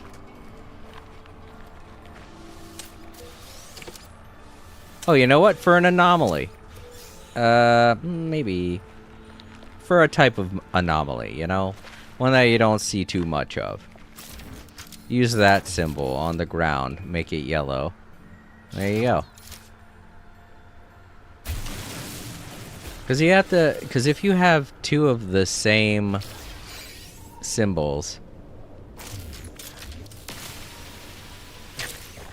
back to back in a scanning radius, it's gonna get confusing, and you're going to keep thinking you see it, but it's not it, and it's a little sad. You know, it's like you see it like, oh, is that it? And then no, it's not. Or maybe, you know what? Make it a different color. Make it green or red, you know? Maybe not red, because that's always the symbol for something hazardous and it's off-putting. So maybe make it green.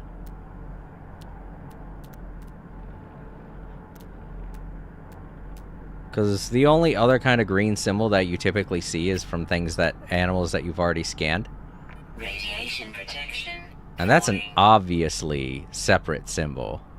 So if it's the Buried Technology symbol in green, it's not moving, that's easy to detect, you know? That's easy to see and be like, there it is. That's Scrap. You know, and then go collect it. But I always have to do it. Radiation damage crap. detected. Technology recharge. Alright, there we go. I don't know if I've been walking in that direction or not. I don't want to be walking in the same direction. Well, there's my ship, so I want to kind of walk away from my ship. So maybe, yeah, let's go over this way. What's the furthest one? 99, 300, that one. I'm betting it's that one, yeah. Because the furthest away you'll always see Buried Technology is like 400 units away. Maybe even 500. But Scrap, it's always like 1,000. Somewhere between 1,000 to 2,000 units away. And when it's over 1,000, when you first see it, it's going to be displayed as a time incremation, not a unit incremation. So don't get discouraged when you see it and it says something like 5 minutes till you reach this thing, because once you start walking, that'll change. It'll change to the exact amount of units you're gonna have to walk.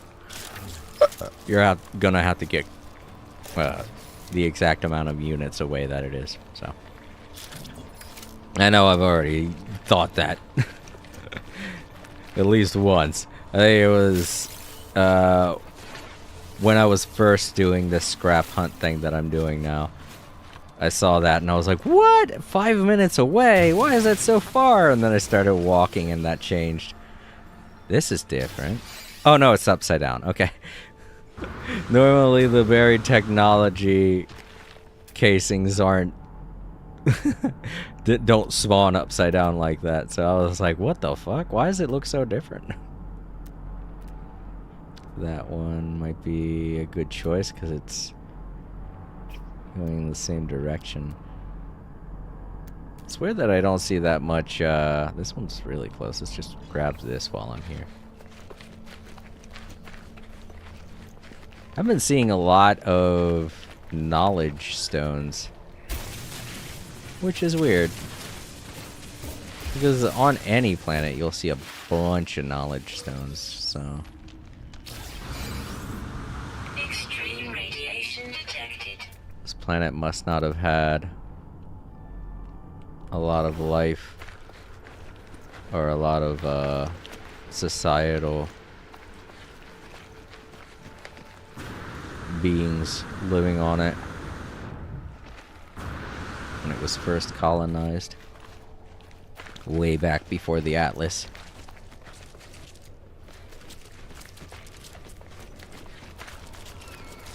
But yeah, to anyone that doesn't know the lore, there were beings. Oh, cool. Compromised turbine. But yeah, there were beings that lived here long, long ago, before the Atlas. But then the Atlas appeared in the form of sentinels Incoming storm. that were destroying everything, and nobody knew what the hell was going on. So they only assumed it was some very oppressive force. But spoiler alert, it was not. The Atlas was actually the creator of all things here in this world of No Man's Sky. And the Sentinels were only appearing because the Atlas determined that this world was flawed and had to be fixed. And so the beings that lived here either rebelled against the Atlas, and that was the Gek and Vakeen, or they became subservient to it, which were the Korvax. And then eventually the Korvax broke away from the influence of the Atlas and became the Autophage, which is what my character is modeled after. He is an Autophage.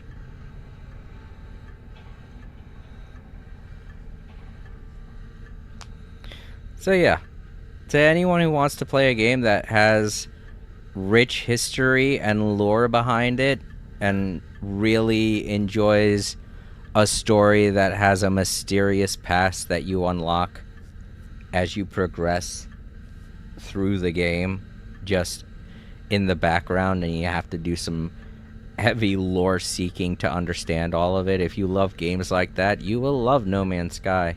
It's like I've said since the very first time I started streaming No Man's Sky, this game is like playing an old-fashioned text adventure PC game, only way more advanced with a lot of the new stuff that we're used to seeing in video games. But behind all of that is a classic text adventure.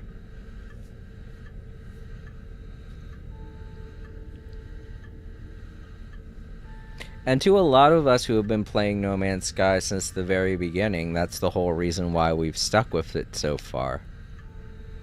We already understood that a lot of it wasn't going to be like big AAA production, voice-acted cutscenes, and knew that it was all going to be kind of text-based adventure-style gameplay, because that's what they Weather update. Storm that's what they clearing. talked about in the trailers for the game. That's what Sean Murray mentioned, that he was a huge fan of text adventures growing up, and that he took a lot of inspiration from those when creating the story for No Man's Sky. Extreme night radiation detected. So yeah, to a lot of us when we first started playing and experiencing the story, we knew what we were getting into, but we do understand how a lot of people did not like that. But yeah, you see how it says 5 minutes, will arrive in 5 minutes? That's going to change eventually when it gets under 5 minutes. You might think when you see that 5 minutes is going to be like, oh, I've got to walk like 5,000 units or something like that. But no, it's actually a lot less time than you would think. Radiation protection. A lot less of a distance than you would think. No, it still hasn't. Oh, there it goes. There it goes. Yeah, see? It's more like between 1,000 and 2,000 units. It's the maximum amount of distance that salvage containers will be distant from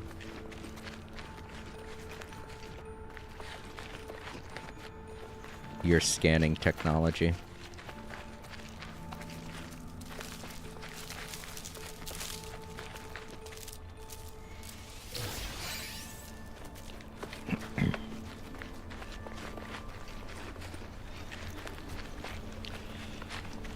Oh yeah, and we found out last time I played the whole reason why there are all these huge holes and chasms littered everywhere is because this planet has a worm.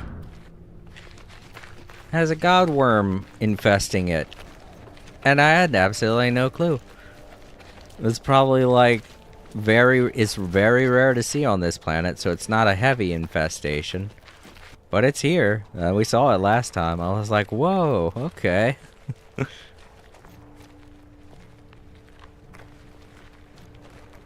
Yeah, this place seems more infested with these ant creatures. Which is no big deal, because they're not evil. So I'm not bothered by them. Although if they were like the ants in real life, they would 100% be evil. Ants are just like flat out vicious.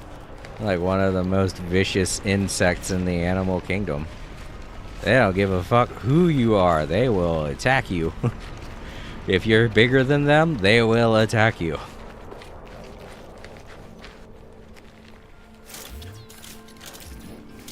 Radiation protection falling.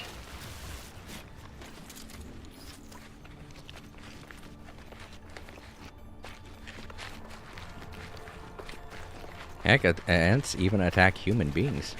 Like if you sit near an ant colony or stand near an ant colony, they will go after you. They will be like, what is this huge thing?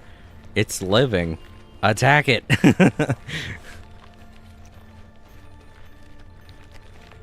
Like this thing is the size of, as far as they could tell, it's a omniscient planet, so they're gonna attack it. I learned that when I was a kid.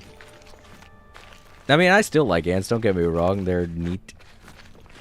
Well, when I was a kid, at our first house, we got an ant infestation, and it took weeks for my parents to get rid of them all. But I remember one day it was Christmas, that's right. It was Christmas, and oh shit, this is a deep hole. It was Christmas, and I was waiting by the window because I was like 5, maybe 6 years old. No, I was less. Yeah, I was probably less than that.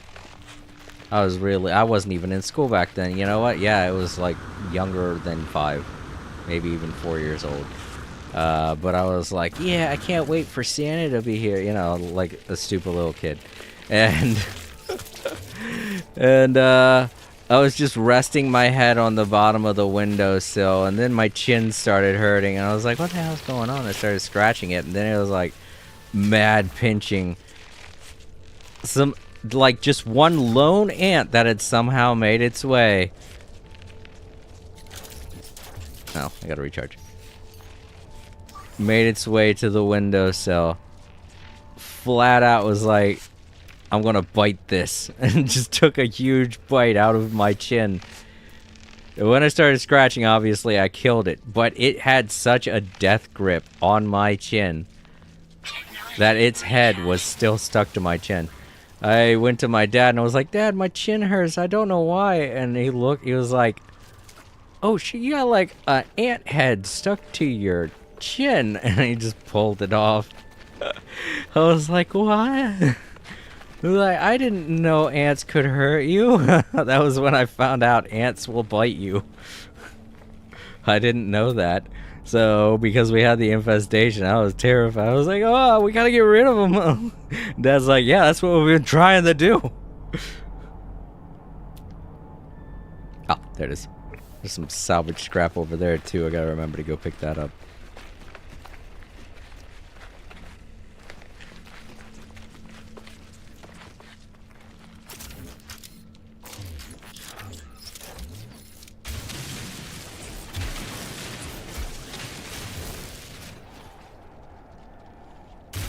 Oh, cool. Got one of these bits and bobs attached to it, so that should be something rare. Ah, super cruiser aerofoil. Cool. Wing module. High energy tank. Just something to sell. Oh no, I got a part. Titan class cockpit, yay! I say yay, but I already have one. But those are good to get anyway because you could trade them for something better. Cockpits are always great to get because they're one of the rarest things to find and they're worth a lot to trade. So you could trade them for something way better than that. Now I know I saw more scrap. Maybe I gotta walk back in that direction. Oh no, there it is right there. And it's not that far.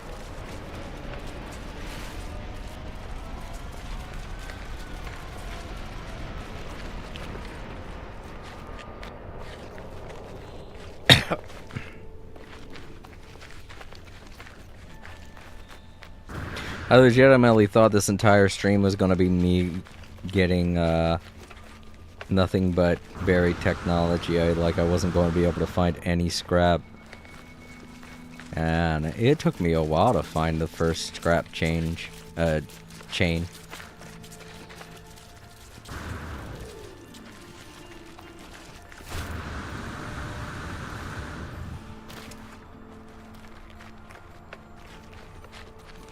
Oh yeah, I've been seeing previews. I just heard a commercial. I'm listening to Spotify while I play, as usual. But if you're still there, Bryce, have you seen the trailers for the new Predator movie? I had absolutely no idea that Warner Brothers was still invested in doing anything alien related after the last Alien movie fucking bombed in the box office. But I don't know, I guess they're I guess because the Alien franchise bombed so hard, they've decided to go after the other license tied to that franchise. And if Alien don't work, then maybe Predator will, you know? In my opinion, I always thought that Predator was cooler than Alien. That the Predator series was way cooler than the Alien series. Radiation protection. I'm not a huge fan. I don't know much about it, but I really did like the idea of man versus other intellectual creature from outer space, you know?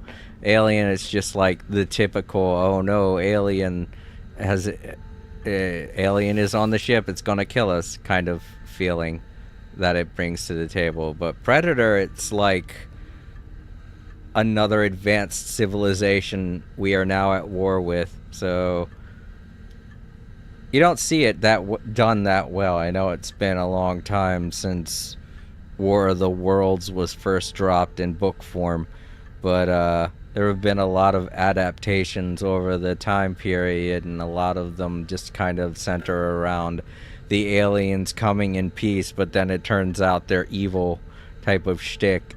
But Predator's like the first time where it was just like, they see us as the inferior creatures that have to be harvested, you know?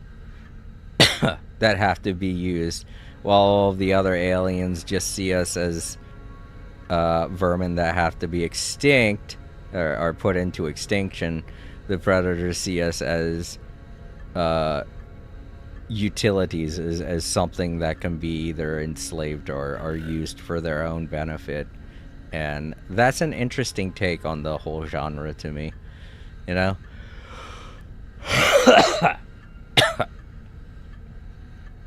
I'm not going to go see the new Predator movie, but I could understand if it did actually take off, as opposed to the Alien franchise, because I can't remember exactly what the recent Alien movie was called. I think it was Alien Resurrection. I don't know. But Weather update. Storm clearing. all I know is it didn't do very well. And a lot of people thought that the Alien series is just not like Alien and Predator, because they're both basically the same series. It's just from different perspectives. They thought at least I thought we were never going to be seeing anything from that franchise again after that bombed as hard as it did. But they're trying again, so I'm surprised.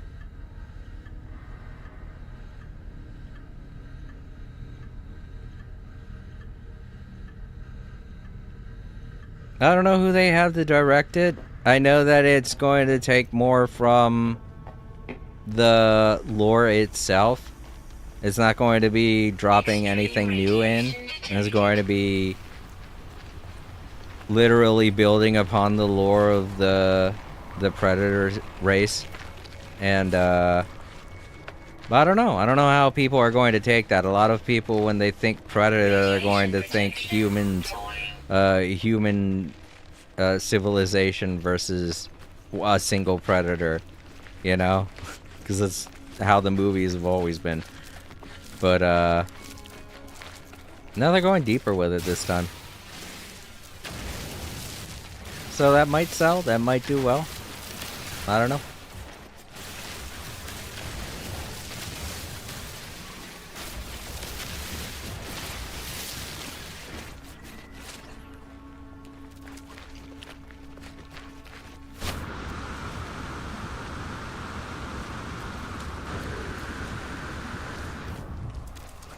I've also heard some people saying that it's going to be taking a lot of notes from Dune, and it's going to be world building in the same sense that Dune does with its series. And I guess that's a good idea. I don't know much about the Dune series, but I know it's popular, so maybe that's a good direction to go if they want to revitalize the franchise. Uh-oh, we got a storm trying to chase me over there. That wasn't a good time to slow down.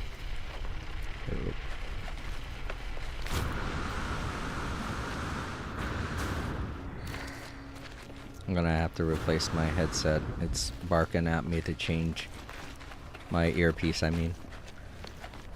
Low battery, please charge. I would, but I'm not in a safe spot to do that. I'm losing valuable time. I'm trying to conserve as much of my batteries as possible. So I'm trying to get as close to this salvage container as I can before I use one of the batteries. Radiation protection falling. Obviously picking up sodium along the way because I could use it to make more batteries. But I think I only have like 5 left. Oh cool, I made it.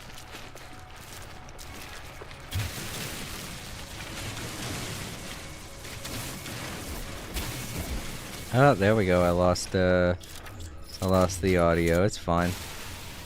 Nothing too... Oh, right. I gotta get rid of it. Nothing too serious. Oh, I could hear it coming out of my television, so. Alright, cool. Let's put down my ship then. Because I feel like a storm's about to happen. I think we're getting close to a swell popping up again. The hell? Oh, there it is. Oh, why isn't it popping up? There we go. That way I won't have to waste a battery.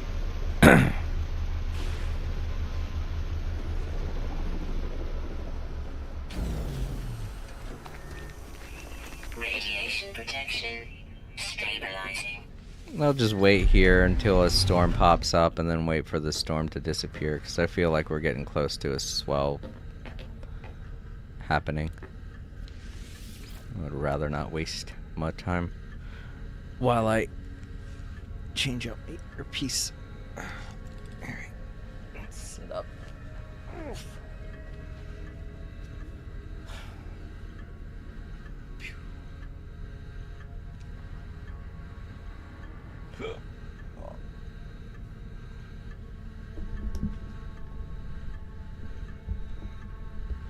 Microphone 2.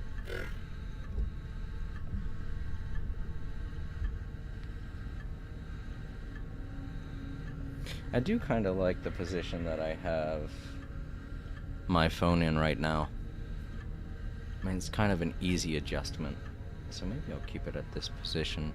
Because it's not too close to my face. It's not just out of my peripheral vision annoying me.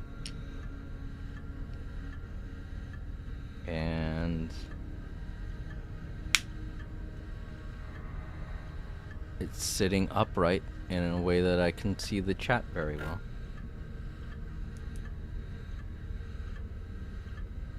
It's the thing that I hate the most about this charger. The longer it stays in your ear, the more wax there is on it, and you have to clean it constantly. I don't see how people enjoy having earpieces. Now that I'm actually using one. Oh, okay, there we go. That worked. It's charging, I think. Yeah, alright. I don't know how people like using earpieces. Because, I mean, you can't prevent earwax. That's the one thing that you can't prevent. It's not something like how it is with I don't know, what other bodily function works like the ears? I guess your nose. It's not a thing like with the nose where you could blow your nose, or with me, I just flat out shove some tissue paper up my nose to clean it. And you can't just do that all the time with earwax, because then you'd be constantly... Well, you know, that's the thing, too. You don't want to do that with earwax. You don't want to constantly be cleaning out your ears, because earwax is necessary to prevent things like maybe flies or bacteria from entering your ears. If your ears are too dry, they're more susceptible to becoming infected. So your ears constantly produce earwax, unlike your nose, which only really produces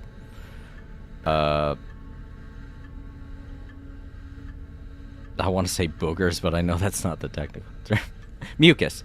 It only produces mucus when foreign bacteria or things like that go up and in your nose. So, but your ears, they constantly produce mucus, and if you have something in your ears, it's going to always get, not mucus, earwax.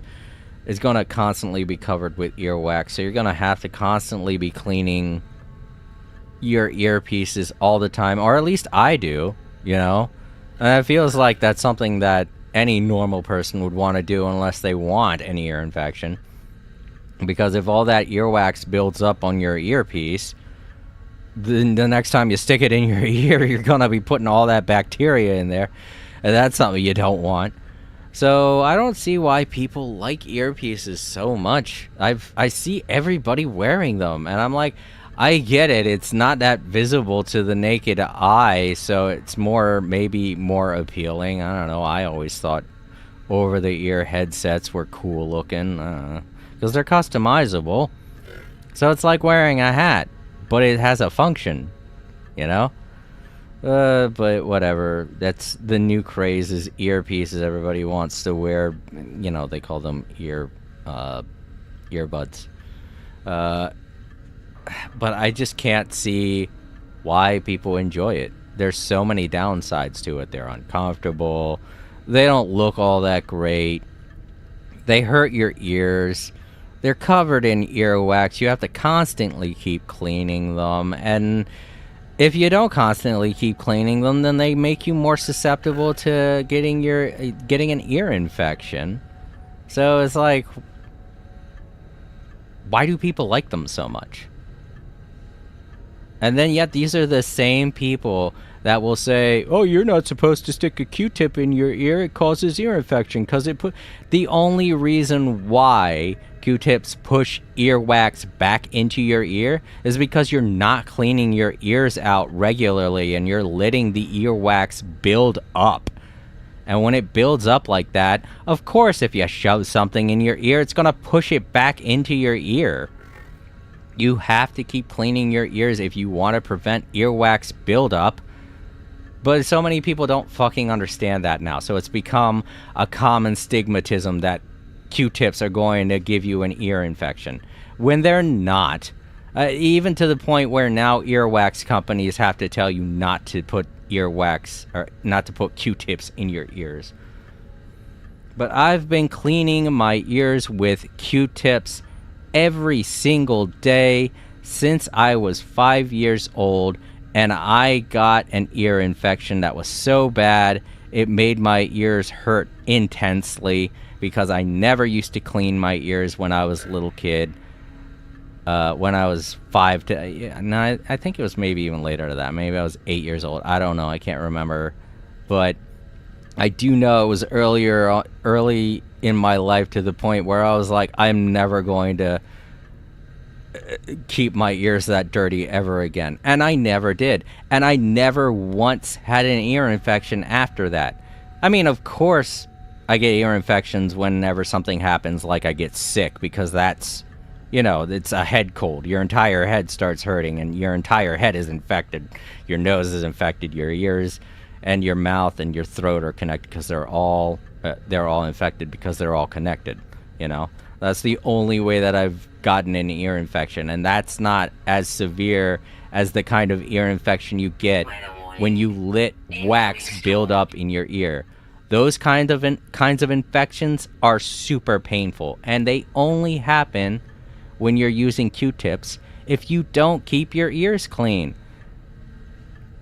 So I feel like the whole thing about the whole stigmatism now that's surrounded by Q-tips is only because of ignorance. Now everyone has to bow down to these ignorant assholes who didn't want to clean their ears to begin with. These dirty sycophants who didn't want to clean their ears. They put the Q-tip into their ear for the first time in like fucking months, maybe even years, and then they start complaining, oh, I've got earwax stuck at the bottom of my ear because I used Q-tips. No, you have earwax stuck to the bottom, to the inside of your ear because you're a dirty piece of shit that never cleaned their ears, and when you decided to finally do it, you picked the stupidest way to do it.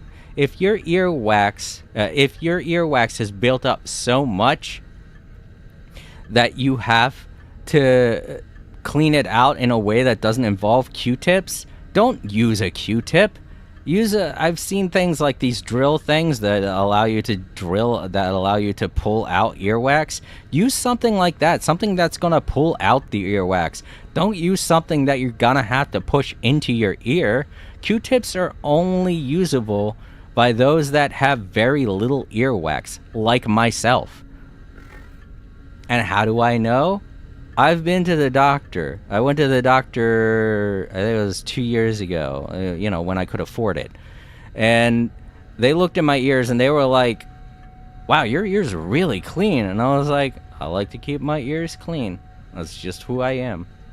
And they were like, I've never seen anyone with ears this clean. And that didn't surprise me, because everyone's a dirty bitch these days. And then they want to be hypocritical of somebody that has a beard, like, oh, that dude must be dirty because he's got a beard. Dude, if a man has a beard, they're probably the cleanest person you know, because a beard is so fucking hard to maintain. You have to keep it clean every single day. Every day I wake up, I have to manage my beard. Using beard wax and using, well, that's something that you do before you go to bed. Use beard wax so that it keeps it shaped. Having a beard koozie, as they call it, around your face. Stuff like that. And when you wake it up, you comb your beard, you get in the shower, you lather it up with some Head and Shoulders, you wash it off.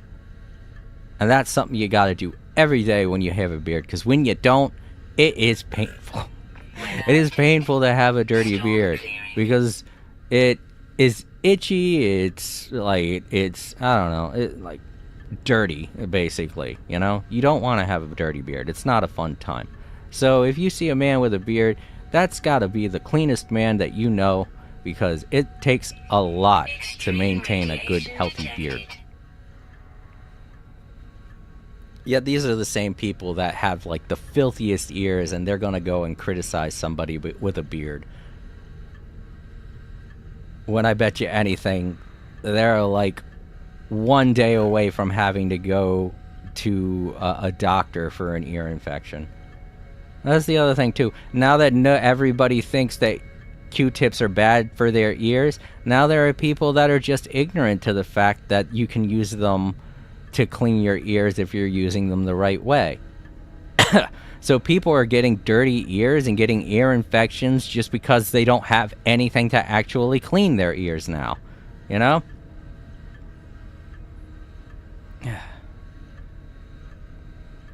It's just the ignorant, dirty people in this world making things more difficult for the people that are attentive and probably would clean their ears if they knew it was safe to clean their ears. But no, and we also have these dumbass scientists saying, oh, having a lot of earwax in your ears is good, it's healthy. No, it's not. That shit builds up and gets stuck in your ear, causing massive infections to the point where you have to go. That's why they're doing it, too. That's why a lot of these assholes are doing it, because they want you to go to the doctor and pay like fucking $500 to have a massive lump of earwax removed from your ear. That's the whole reason why they're damning Q-tips the way they are. But then at some point they're all going to be gone, and when that day happens, I'm going to waggle my finger and I'm going to be like, I fucking told you. Now none of us can clean our ears. We all have fucking filthy ears because of these lazy bastards trying to tell us they were bad. Extreme night radiation detected. Alright, storm's over. Let's go. That's my rant for the day. I was just saying. Q-tips are good for you. If you know how to use them, I highly suggest using them. It's important to keep your ears clean.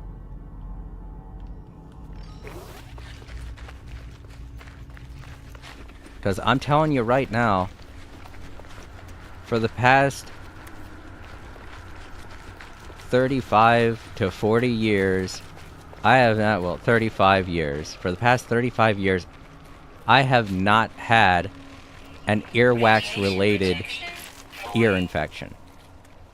Ever. In that entire time. And it's because I take good care of my ears. It's another reason why I get so pissed off at all these people making earbuds so popular, because they're so bad for your ears. So very bad for your ears. And they don't realize it.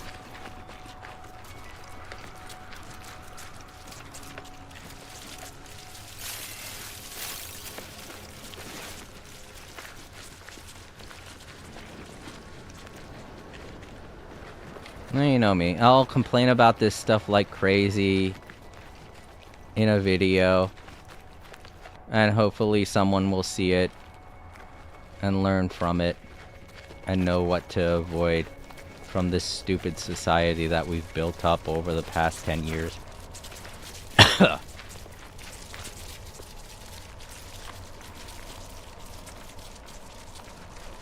But when it comes to going out into the real world, I don't warn anybody about this, because they don't want to hear it. I could talk until I'm blue in the face and nobody's going to fucking care. If I'm not giving them money, they don't give a fuck. That's just the kind of world that we live in.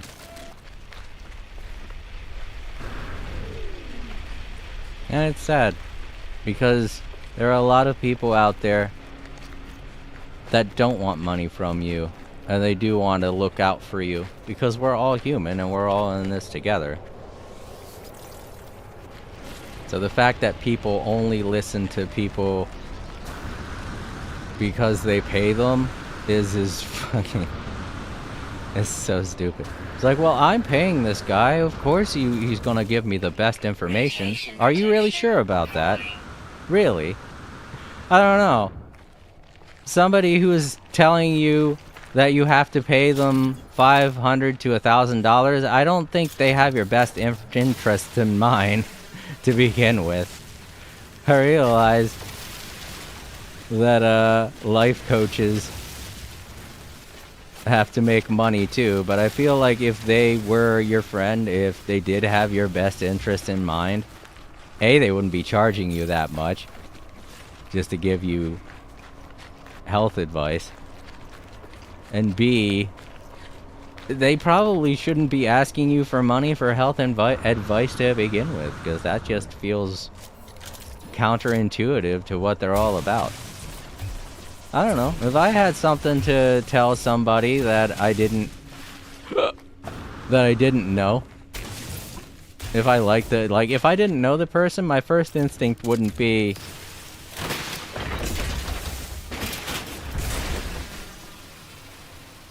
I want to scam this guy out of his money, so I'm gonna pretend like I care about him.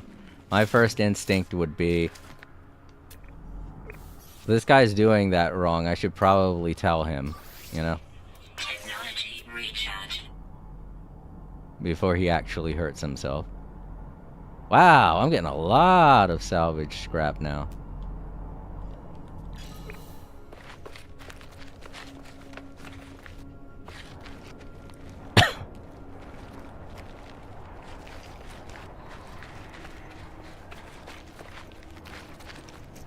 I don't know. To any of you out there watching in the archives, just know that, I'd never charge you for good life advice. Your ears are important. Take care of them. Think about it in the same way that you do your nose, you know? Because it's all connected. Your throat, your ears, your nose, they're connected. Even your eyes, the eye sockets are connected as well. I mean, the easiest way to figure that out, you don't even need science to tell you that.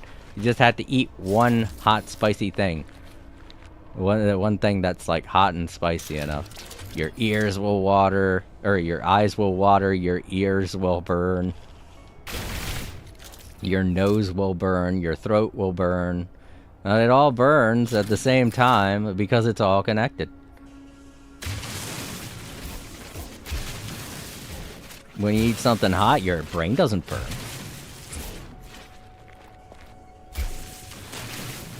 When you eat something hot, your chin doesn't burn. Your hair doesn't hurt.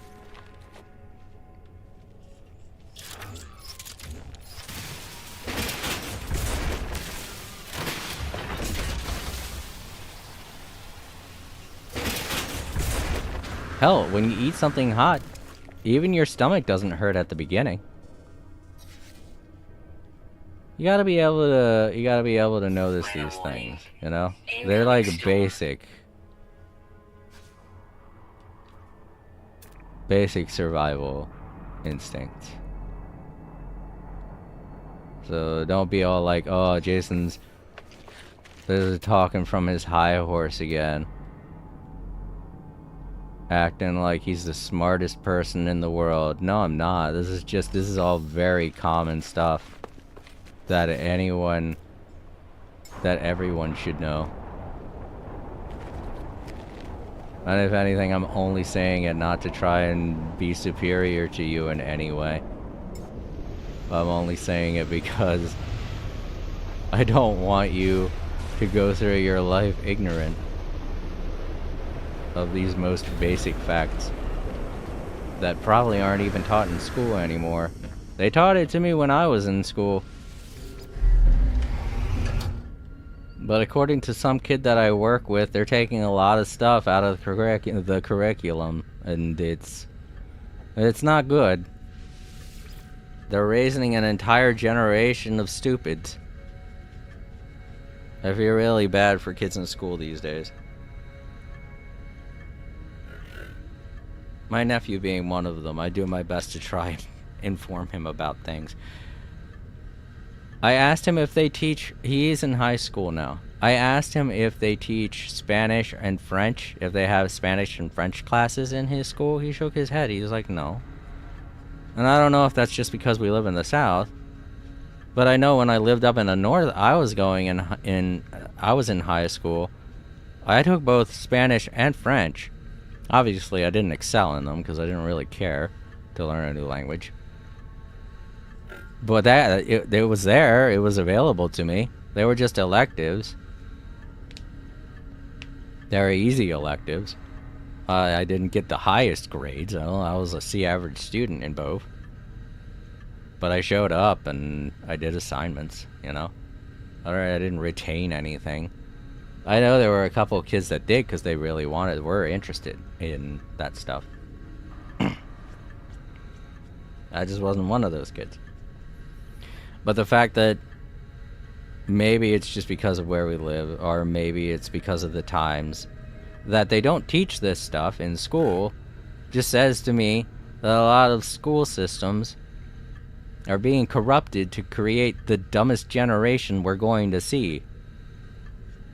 When they get out there, they're going to be making the same stupid generational shit decisions that Gen Z did. Man, it's sad. It really is. It felt like we were really progressing a lot for the longest time there. When I was in high school, I was seeing my school change to a more computer-based curriculum where they were teaching things like coding, and they were teaching things... I know they still teach stuff like that now. But all this new stuff that I was seeing coming into the programs, and I was like, damn, it's my last year of school, and all this stuff is being added to the curriculum now? Darn, that sucks. I wish it was available when I was a kid kind of situation, you know? But, you know, that's just life. It changes, it progresses. But now it feels like it's regressing so hard that it's not going to be the same type of future that we all experienced when we were growing up in the 2000s. Weather update. Storm clear. You know, where we thought that technology was just going to keep getting better and better. Now it just feels like technology is going to keep getting dumber and dumber. I heard recently that a lot of professors are telling their students to use ChatGPT to do their work assignments. How fucking lazy is that? Not just from the standpoint of teacher-student relations, but in general, like, just as a life experience thing. The teacher's just like, yeah, I don't fucking care about your education. I don't care about who you become when you grow up. Use ChatGPT. It's not the same thing as telling a kid to use a calculator. It's not. And that's the mindset that a lot of these teachers have. They're like, oh, it's the new technology, so kids can use it. It's fine. It's not. They're not learning how to do anything if they're asking a computer to do it for them. And in terms of what I said about the calculator, you still have to learn basic math. And while a calculator can do it for you, it's not something that they don't teach. They don't teach in school. They teach basic math in school still, in elementary school, like they should. It's not like when you're in elementary school and you see a bunch of kids doing work in class, the teacher's just like, oh yeah, don't do all this complicated stuff to figure this out. Just take out a calculator and punch it in. Or at least that's not what was going on when my nephew was in elementary school. I don't know now. I haven't seen any kids doing work in elementary school, but I would think that it was at least teaching the basics of addition, subtraction, and multiplication, division.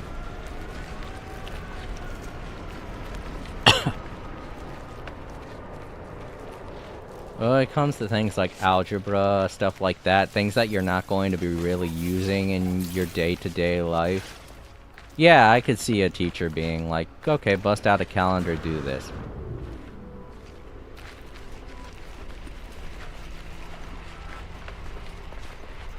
Because a calculator is a tool, and it's only useful when you're using it. But ChatGPT isn't a tool. It's like another person that's telling you the answers, you know? Extreme radiation detected. In situations where you have to be creative. So if you're telling kids not to think for themselves, you're teaching them all the wrong things. Well, that's just what Trump wants. He doesn't want a generation that can think for itself. Republicans don't want kids to be able to think for themselves because it means they're going to be able to make their own decisions in life, and they don't want them to. Wow, this one's really deep in here. Gotta have some good stuff attached. No, it don't look like it. Nope. Not well.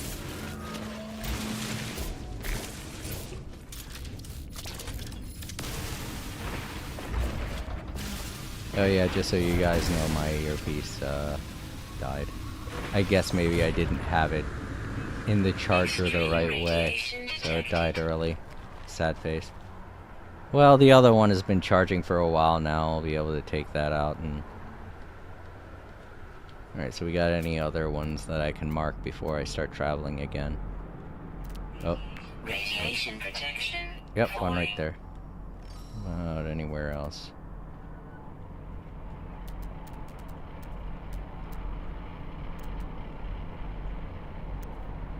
Alright, wait. Oh, there's one over there. And it's closer. Oh, I don't know. I don't know which one I want to go for. I'll go for the closer one, and then I'll see if I can scan and find the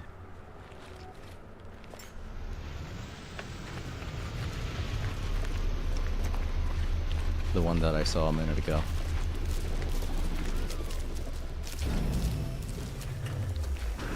Radiation protection. Stabilizing.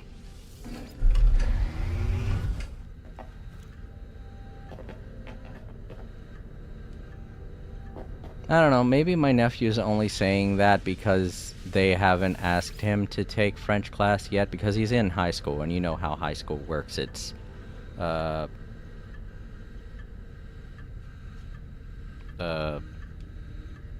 everything that you're given when you first start high school is all stuff that's assigned to you, and mostly the stuff that you get is the essential stuff to begin with. You don't get electives until much later on when you're in high school.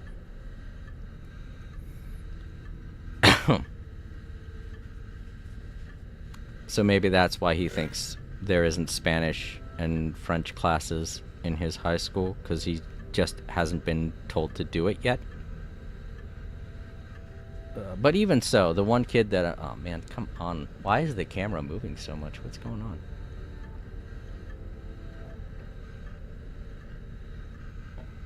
It doesn't move when I'm standing up here. No. I'll do that. Also, let's save. Because you'll realize it's been a while since I've done that. I might have to take another bathroom break soon. But, yeah, it's one of my worries.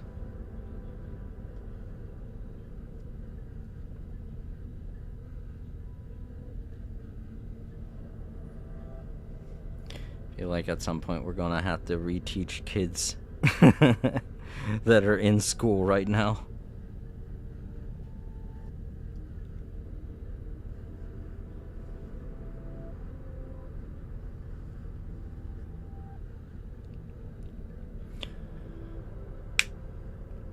But yeah, it's not just my generation thinking like that. Gen Z is like that too. I've been seeing a lot of Gen Z videos where they're talking about Gen Alpha being too stupid to do a lot of things because of the way that they've been raised during this stupid administration. And everyone's been calling for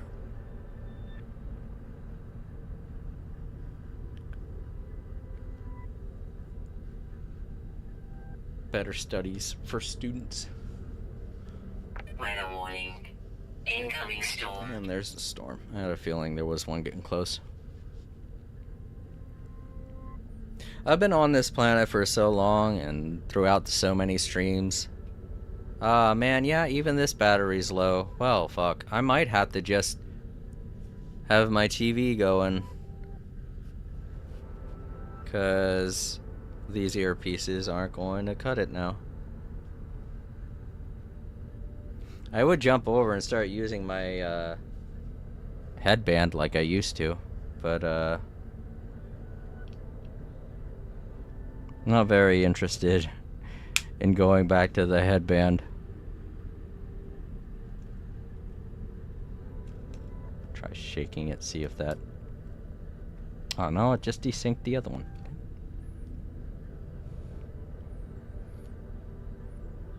I hate that the two of them have to rely so heavily on exact placement to charge. It feels like it shouldn't be that way.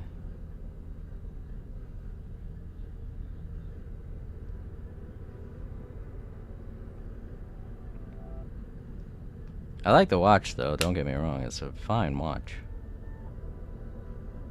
It's just the earpieces that are included with it are very finicky.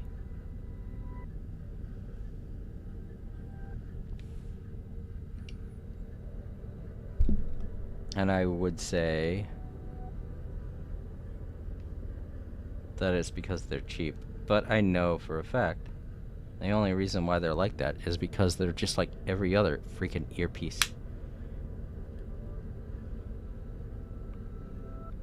But yeah, like I was saying, the one kid that I work with told me that they don't really teach a lot of history down here. A lot of the types of history that involves, you know, race theory and things like that. And when I heard that, I was like, this is ridiculous what this administration is doing. Everyone can see it. Everyone's pissed about it. So yeah, he is Gen Z. And when he told me that, it wasn't the first thing that tipped me off that Gen Z is getting pissed off at the fact that things aren't being taught in school. But that's something that all of us can agree on, is the fact that we need to fix a lot of the problems that this administration, that the Trump administration is causing for our youth and our educational system. We need to reinstate a lot of things that have been taken out. Because it just damages the youth of the future. I'm sure someone will think of something.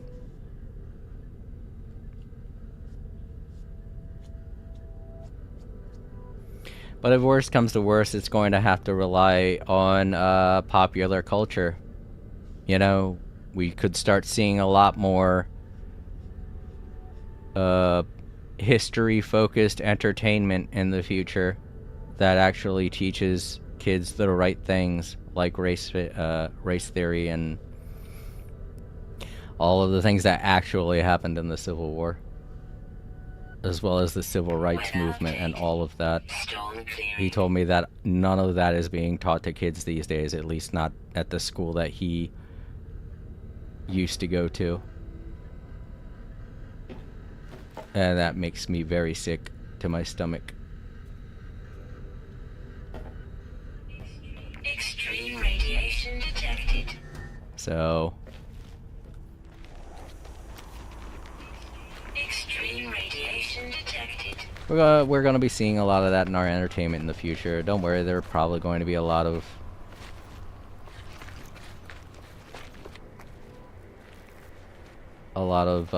companies that are going to have Radiation to protection falling. be instructed to do that kind of thing. And if anything, we could just do what the Reagan administration did. The Reagan administration and how harsh they were towards drug abuse. And don't get me wrong, drugs are bad, definitely. But the fact that they were inserting things in a very dystopian way, propagandist way, there are better ways to do it, undoubtedly. Ways that don't make kids roll their eyes. For instance, growing up with Animaniacs, I enjoyed Animaniacs, and there were a lot of great morals taught in Animaniacs, basically because it had to be taught. And the Bill Clinton administration, he made it to where educational television had to be entertaining as well as teach kids something. And they did. There were a lot of shows that were really good with the type of educational television or educational messages that they provided. So it can be done. It's not a whole eye-rolling situation. The whole drugs are bad situation that came out of the 1980s was all because the Reagan administration handled the situation poorly. So to this day, we get kids that, or we get adults that that will see people who don't smoke and they'll roll their eyes like, "Oh, you're such a dork," and things like that, because they grew up thinking that people who didn't smoke were uncool, only because the Reagan administration pointed out, made it a point to Radiation protection make falling. drug use seem cool, because those who don't use drugs are those that fall for all of the propaganda, you know? He handled it in such a terrible way. But the Bill Clinton administration, the way that they taught good morals and educational fiber in a lot of the TV shows that I used to watch, was spot on the best way to do it. And I don't see any reason why we can't do that again for Gen Alpha.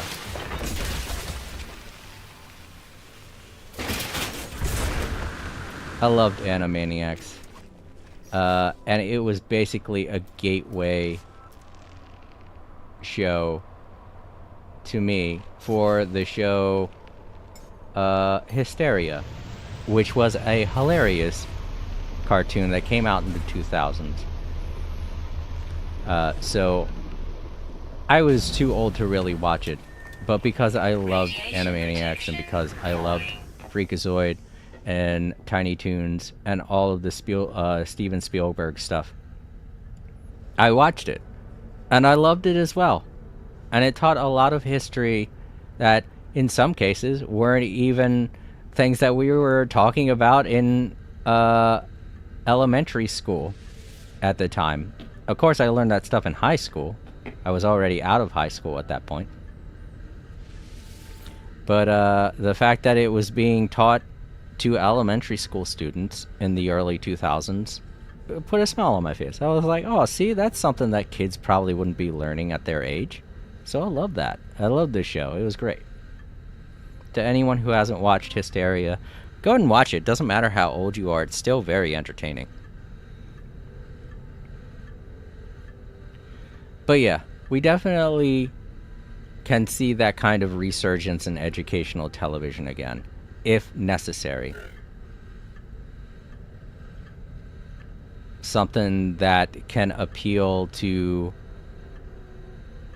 Gen Alpha in a way that will supplement all of the damage that Donald Trump is doing to our educational system.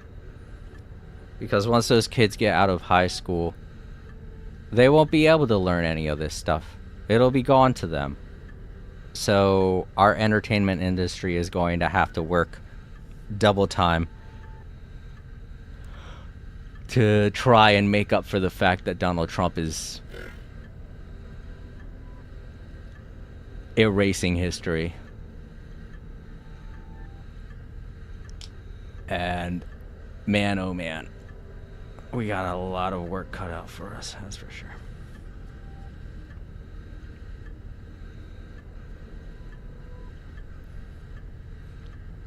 Alright, it's the storm passed. I don't know why. It's just really hard to tell outside these windows because they don't show any of the grass. This planet doesn't have a lot of grass. So, and there was a ship overhead. I don't know. I can't hear because I don't know. Wait, what the hell is that? Oh, it's the worm. Hey! Like I said, I can't hear very good. I don't have my earpieces. I know you guys can probably hear my television. Extreme radiation detected. Okay. Storm's gone. I know you guys can probably hear my television. Radiation protection falling. So I'm sorry if there's an echo. I thought that my earpieces were, my earbuds, whatever you want to call them, I thought that they were fully charged. Both of them. But only one of them was. And that sucks. I guess next time when I put my my watch on the charger, I will check to make sure both of the earbuds are making a full connection. Alright, I think I've gathered all of the salvage that I could find. Because I'm not seeing any more. Alright, let's get back into my Corvette. Extreme radiation Put, detected. go back up to the space station and put the Corvette pieces that I've obtained into the Corvette storage. Sell a bunch of the stuff I found. Put a lot of the things in my freighter that need to go in my freighter. All the inventory sorting. Then we'll go take care of our settlements a little more, and then I'll end the stream. Technology recharge. Oh, my foot.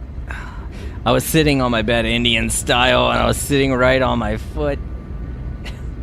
And I didn't realize I was squishing my toes the way that I was. Oh, boy. I stretched my legs out, and my toes instantly started hurting. I was like, oh, fuck, they fell asleep. It's very rare for your toes to fall asleep. You have to be... you have to be sitting on them in a very special way for that to happen, which I was. I gotta admit, I was sitting Indian style, but it was in a very weird position where I was more leaning on one side of my leg than the other. There we go. Legs are fully stretched.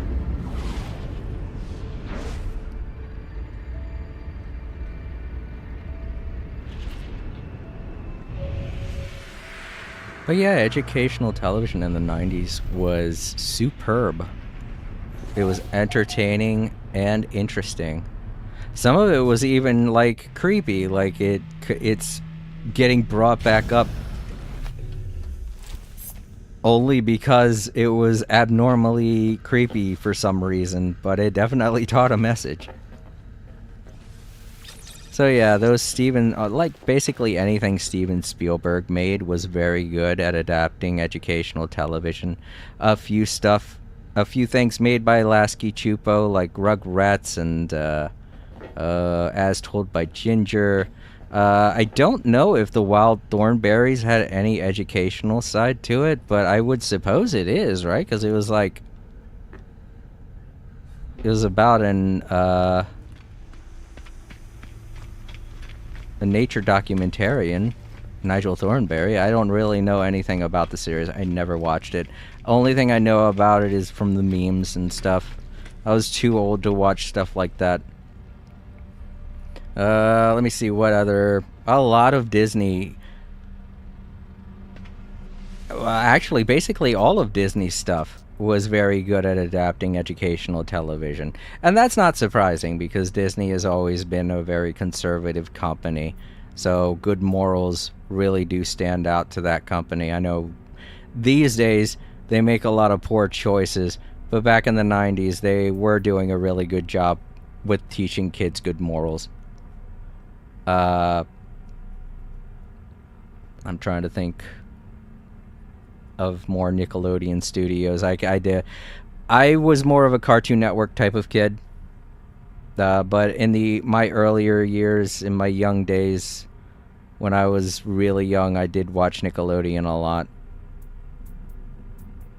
I can't think of what studios these cartoons were made by, but I know the cartoons, Hey Arnold, and, you know, all the classic ones.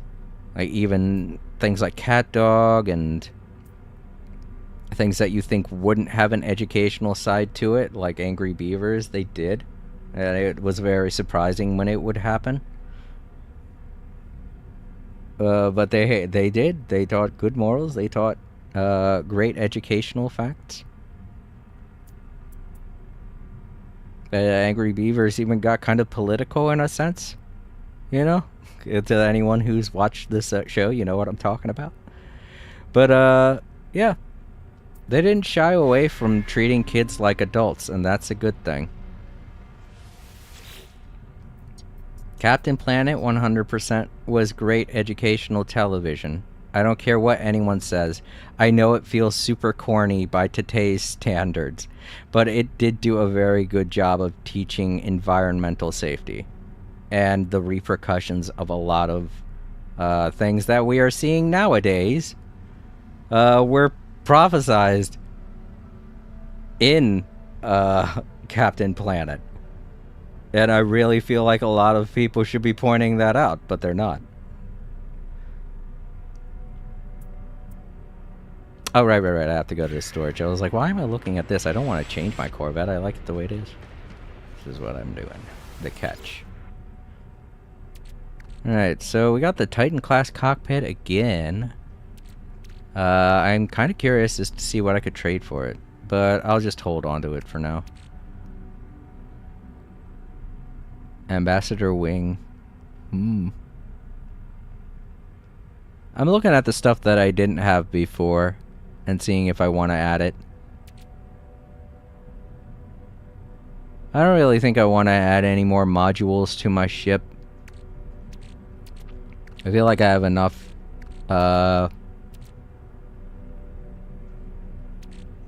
space on my Corvette. If I was going to do anything, I would maybe make that large room that I saw a tutorial of last time I streamed. I told you guys about it. To anyone who wants to know what I'm talking about, you can go check out that stream. It took me a very long time to explain what I saw. Alright, cool. So everything's back in storage. Whoop. Let's go sell the other things that I have. I'm way too far away.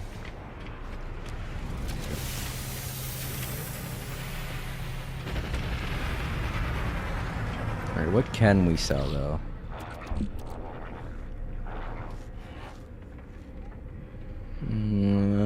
What is this used? Yeah, it just says it's used for trading. It's a clear indication that I can sell it. High value.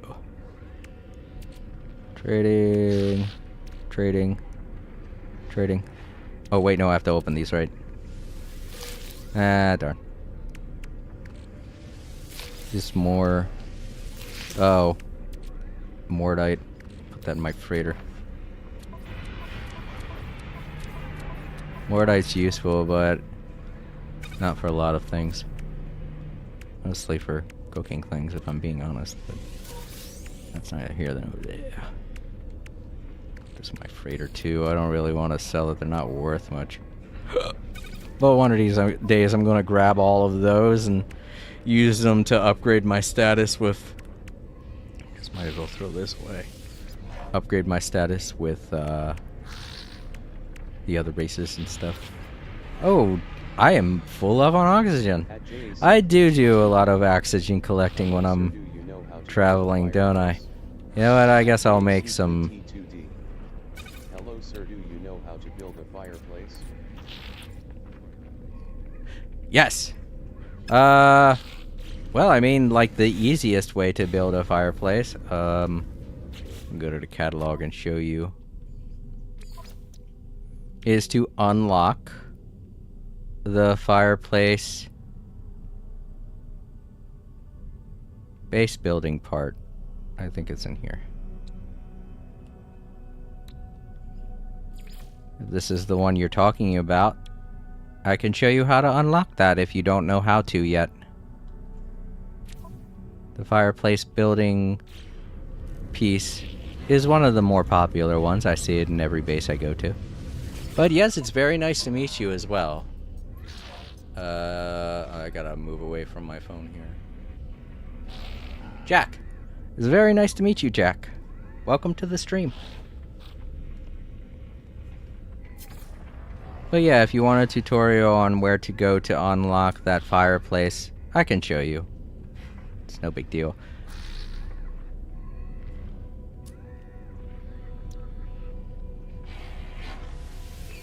Units received. Units received. Units received. Units received. At JAC Fleet T2D. Got it, thanks very much. Units received. No JAC problem. Fleet T2D. I can understand there are so many building pieces that you can kind of look at something and be like, wow, how did that person make that? And they don't realize that, and you don't realize that it's actually something that you can unlock. Units received. But yeah, just go to the space anomaly Units received. and check out the base building section. I'll demonstrate that anyway to anyone watching in the archives who doesn't know, because I have to go there anyway to spend my loot.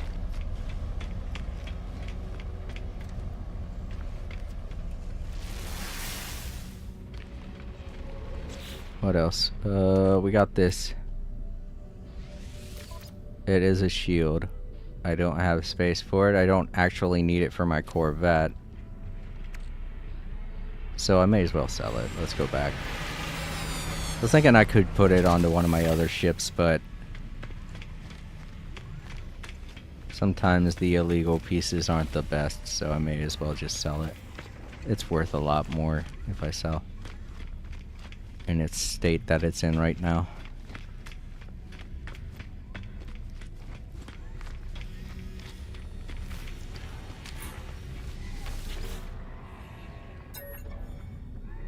Wow, I've unlocked so much of their language that I can actually read all of what he says there.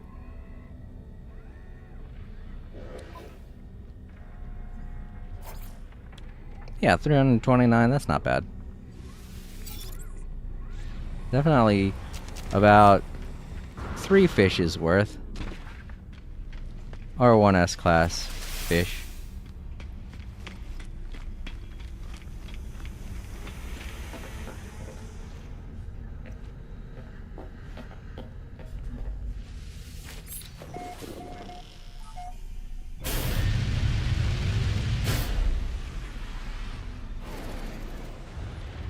Oh, they fixed the problem that I had with my little bobblehead down there. Oh, what else did they fix? Oh, maybe they fixed the guns. Nah, the guns still don't work right. Darn. Alright, let's find a place to summon the space anomaly. Alright, so anyone wondering where you go to unlock the fireplace, I'm about to show you right now. Land in the space anomaly here.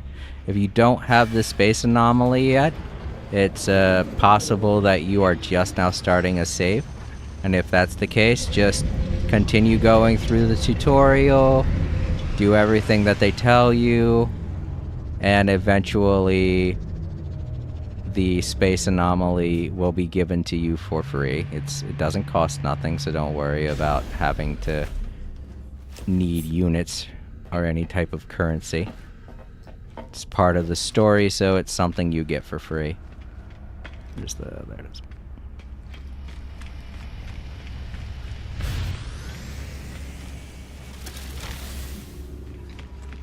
Alright, so land your ship in the space anomaly. Head up this way.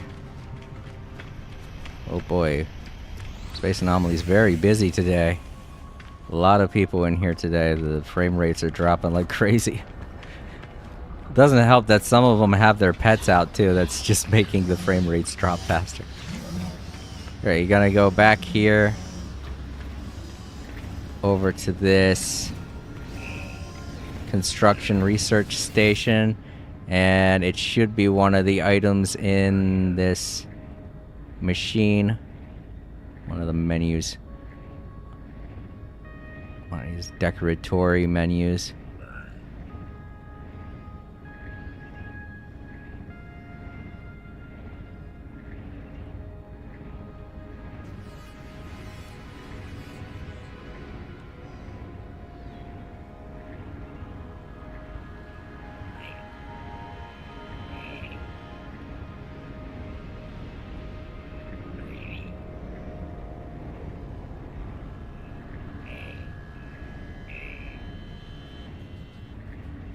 There.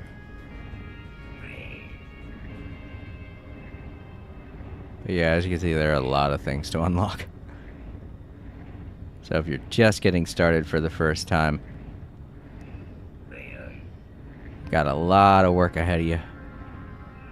I think we're getting close, though.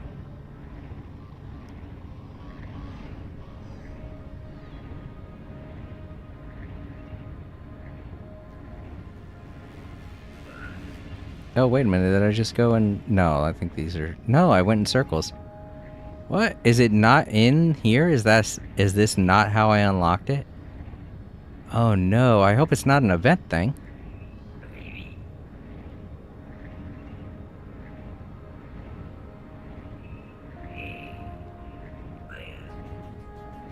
Oh, I hope that guy comes back. Because if it's an event thing, then... I gotta let him know, otherwise they'll be looking forever.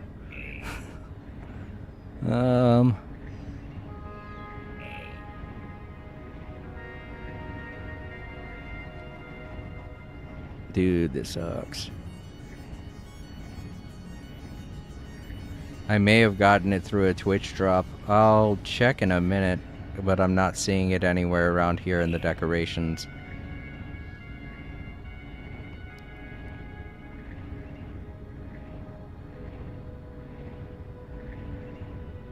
Because if that's the case, that sucks. Because it's one of the cooler decorations, you know? It would be a shame if it was something that was gated behind a limited time event. I realize there are a lot of really cool things in this game that are gated behind a limited time event. Like the Starborn Runner. But it sucks that a building piece is one of those things. Oh no!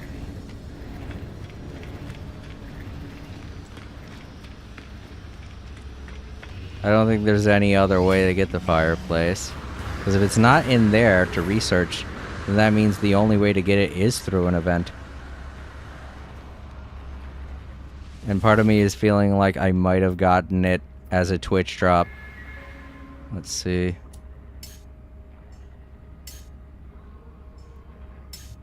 Oh, you know what? It may be something you have to unlock with Quicksilver. I might have unlocked it with Quicksilver.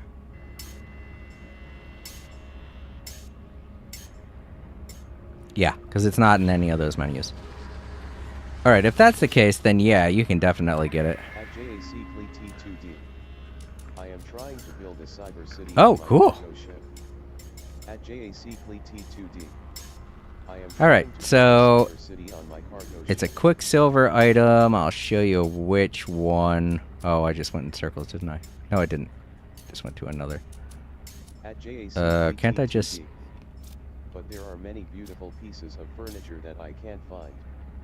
At JAC T2D. Yes, there are. But if you can't find it in the base building menu, the place that I just showed, then it's definitely here with the Quicksilver guy. You gotta talk with him. Base building parts. Here we go.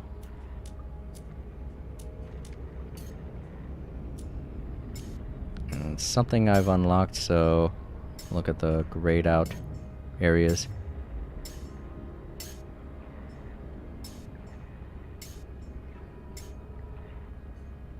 There it is. Yeah. Archaic habitation heater. How much is it? It doesn't say how much it's worth, but I'm guessing it's expensive.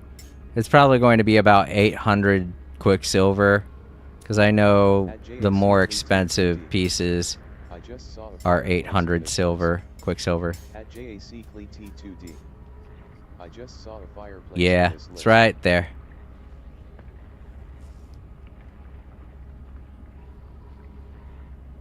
So yeah, you talk to the Quicksilver vendor, and it should cost 800 Quicksilver. All creator. Loss_smart has followed. Smiley Thank you face. very much, All La creator. Smart, for following. Loss_smart has followed. No problem. Smiley face. At JAC T2D. Thanks. At JAC T2D. Thanks. The all But yeah, if you creator want to know how to get Quicksilver, you talk with the Nexus Loss_smart here. has followed.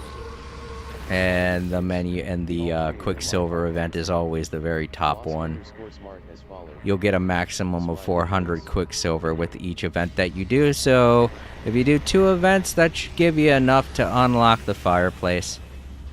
And then you can use it to decorate your Corvette any way you want. So yeah, have fun and good luck with your build. I forget which one's mine. Damn it. I think it's this one. I'm gonna guess. That does not... Oh, yeah, that is my ship. It's just the lighting. It makes it look like a different color. It's a darker green than this without the lighting. This is not my ship. It looks like my ship on the outside, but it does not look like my ship on the inside. This is not my ship. Either that or my ship is glitching out. Yeah, my ship is glitching out. A lot of weird things happen when you go into the space anomaly when it's full. When the space anomaly is chock full of people, you're going to experience some glitches like that. Alright, let's head on back. You know what?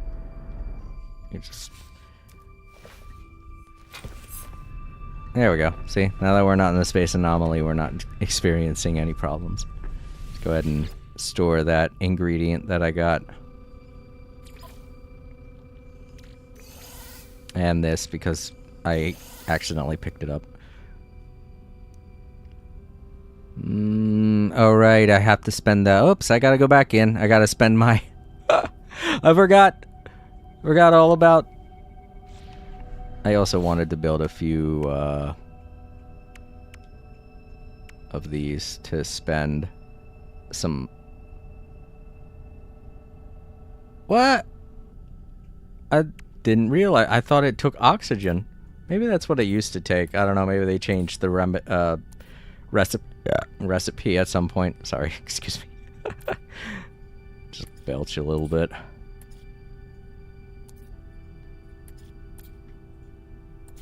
Where's the dehydrogen? What does it take to make this? Dehydrogen jelly, obviously. Stupid. I'm so stupid. Alright, well that won't be a good way to get rid of the oxygen. I guess I'll just have to use some. You know what, let's take what I have and put it into my suit and see if that spends it all. No, it does not. Oxygen is one of the best materials for recharging your your suit. I forgot about that. It doesn't take much. Oh right, I'm still in space.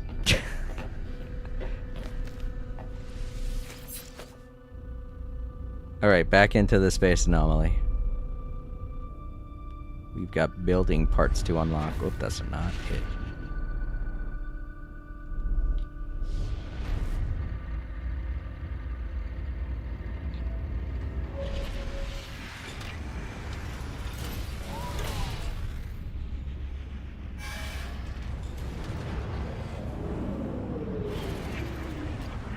At JAC Fleet T2D. Why did someone shoot science? At JAC Fleet T2D. A lot of times, either people will do it accidentally because you're... Here, I'll show you in a second. Hold up. Landing. Alright. When you're inside of the space station, this happens a lot. When you're inside of a space station or the space anomaly where there are actual players, this will happen a lot. When somebody grabs something out of their inventory and chooses quick transfer, you see people in the menu, because they're trying to quickly transfer the item to their ship, freighter, or storage, they might accidentally click on your name and accidentally send it to you. So that's probably why, that's one of the reasons why you might end up getting shit from people. The other reason is just because people like giving stuff away, you know? Sometimes people are generous like that. So yeah, if that happens and the person comes running towards you and running around you, it's because they gave it to you by accident. So maybe you could give it back to them and be nice and, you know, just be like, oh, okay, here you go. Just take it and do quick transfer and transfer it back to the person in front of you. Or if they don't start running around you, it means they didn't need it, and either they gave it to you accidentally and they don't care, or they gave it to you because they're nice. I see. Yeah. But you gotta be careful. Sometimes griefers will give a certain item. I forget what it's called. It's, I think it's called the space station. It's a space station teleportation device. And when they give that to you, sometimes it's because they're trying to initiate a glitch that happens that allows them to pull your character. Just to let you know, don't go AFK while you're in the space anomaly, because people will do that. They will glitch your character out by giving you the space station transfer unit, and it makes it to where they can drag you with their shield, and they will drag you onto their... I've heard about this. They will drag you onto your onto their Corvette and basically kidnap you. And those people are called griefers. It might sound funny, but some of them are actually capable of using that to their advantage to glitch out your character and make your save corrupted to where you can no longer use it. So be very careful when you're in the space anomaly. Don't just stand idly by or go away from your console or PC while you're in the space anomaly. Be very vigilant. That way they can't get you. A lot of people go AFK while they're in the space anomaly because they're either A, doing what I'm doing right now by searching through menus, or B, they're waiting for the Space Nexus to give them a mission that they want to do. You know, they're not happy with the missions they have, and they know that eventually the missions will recycle and you'll get a new list of missions to do. So that's another reason why they'll be going AFK. I've learned a lot from you. At JAC Yeah, Fleet T2D, I like to I've learned keep a lot from you. searching for new stuff when it comes to No Man's Sky. I really love this game. So I've seen a lot of other players talk about it. One of my favorite YouTubers that talks about No Man's Sky a lot is named Jason Plays. I highly recommend subscribing to his channel because he gives a lot of useful information and warnings about things to do and what not to do in No Man's Sky. He's really good at it. A lot better than I am, that's for sure. So. Please take a look and orange covering eyes. At JAC Fleet T2D. I don't really do ship reviews. I'm not that kind of a streamer. Mostly because a lot of times that kind of... There are griefers out there that try to get people to look at their ships, but in reality, they do that too. They will design their ships to be traps for players to try and corrupt their save data. So I try to stay away from that as much as I can. Especially now, because the Corvette update is still very new, and they're still trying to fix a lot of bugs. But I mean, I don't want to say no to seeing your cyber... what is it you're working on? Cyber ship? I'm trying to think if there's any other way that I can look at it without putting myself in danger. You know what? I'm not really the kind of person to go to show off your ship, you know? Because I'm not a very... I know you can already tell this, but I'm not the most popular YouTuber in the world. So even if I show off your ship, it's not like it'll get that many people talking about it.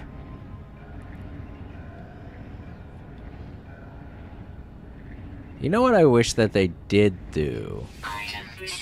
Hello Games, is make it to where people could display their Corvette builds. Because they have it to where we can look at other bases, other people's bases. You can explore base builds through the portal. They should do something like that for the Corvettes now.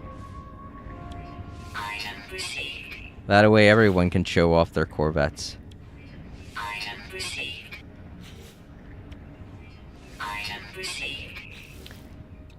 But yeah, the other thing I will say is that I'm still kind of new when it comes to doing this Corvette stuff too, you know?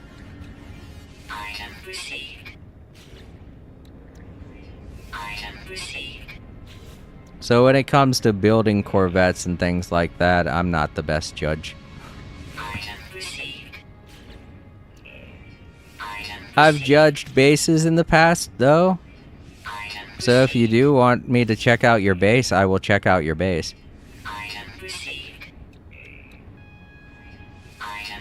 And you know what? If you ask me to check out your base, and park your Corvette near your base, I could look at it that way. I still need to continue practicing my English. I don't quite understand it. Ice Purple crying.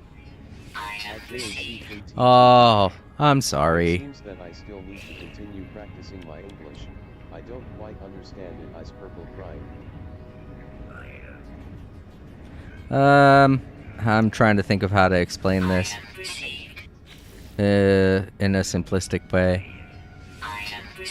If you want me to look at your ship when you're done making it, the next time I stream and you're able to stop by while I'm streaming, just let me know to visit your base. I will go to your base, and if your ship is parked near the base, I'll check out your ship there. Because it will be kind of hard for me to try and meet up with you at, like, say, the Space Anomaly or somewhere in the galaxy. Because,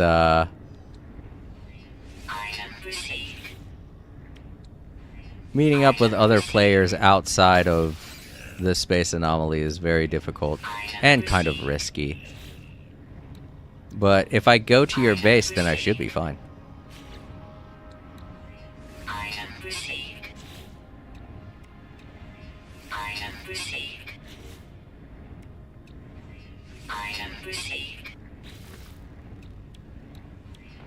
Item received. Almost got all of this unlocked. Cool. Only got 3 left. I gotta be very choosy.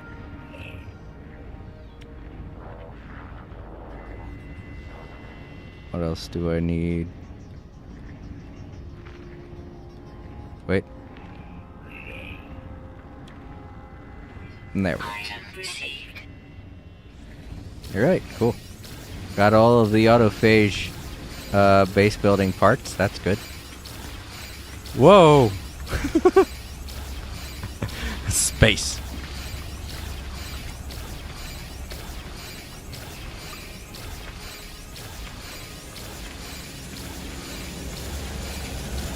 Okay. I'm gonna have to remember to start using up my oxygen because now I have way too much of it.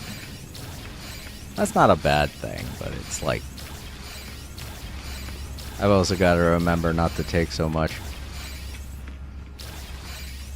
It's just become like a hobby to me now, collecting oxygen. But now I've got too much and I'm like, uh-oh. I think you could use it as an ingredient, can't you? Maybe I should just store it in my, Oops.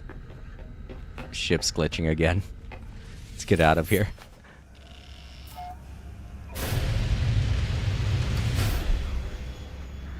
Yeah, that's another good reason why you don't want to display your ship in the space anomaly.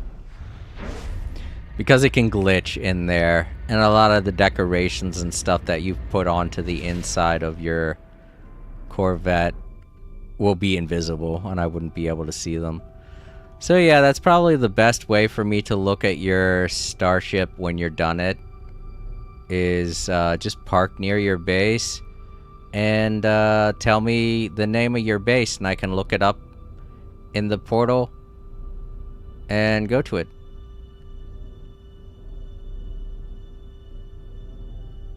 Where's... Oh, right, I'm in this system. I gotta go to a different star system, don't I? I think my settlement's here, so let's just go to my settlement. Because I've got to do that too. I've got to...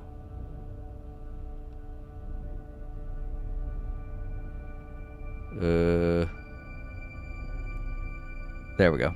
That way.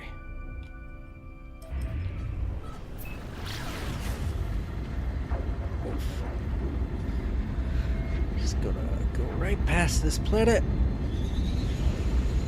Oh. There we go. I thought it was on the other side of the planet.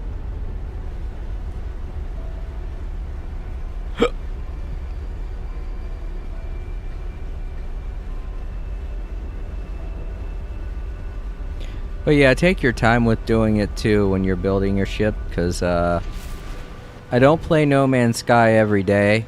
I only play No Man's Sky on Thursdays. So it'll be a while before you'll see me playing this game again.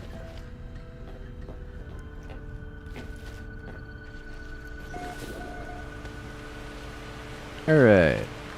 See what we got finished on our settlement.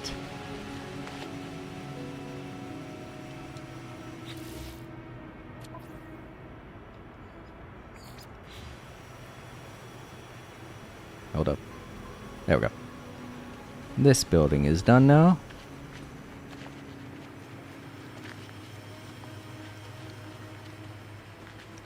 Oh no, there's some... This is my... Ah, okay. Somebody's visiting. View citizen request. A small group of citizens represented by survivalist construct Geoengage seek your permission to begin an expedition. They have identified a nearby freighter wreck and believe they might recover valuable salvage. Yeah, sure, go ahead. Here, take some money. Go explore. Bring back something cool.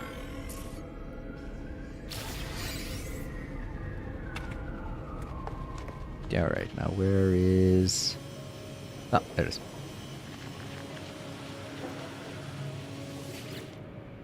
Reopen. Whew.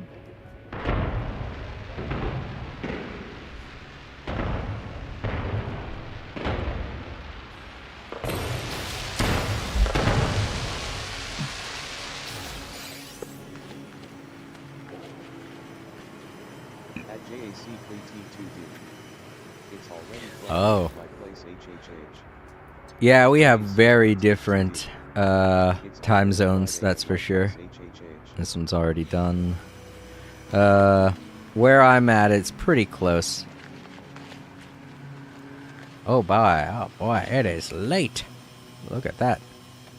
I should be asleep right now. I guess I've just gotten so caught up in playing, I've completely forgotten.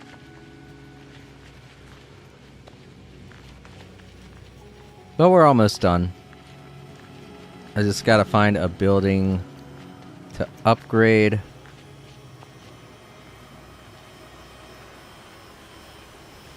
Here and at my other place. It's more difficult here because the symbols, the rankings that are typically above the buildings aren't there. And I don't know why. A little sad, because it'd make it so much easier if I knew what these were rated. There we go. 250 crystallized helium. Do I have that?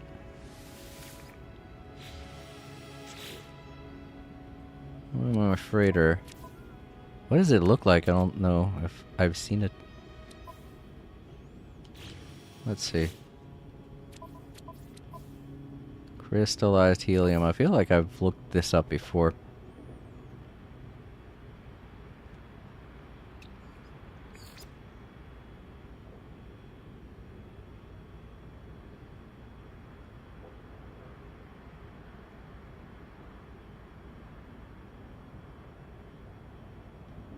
I hate that there's one thing I haven't seen yet.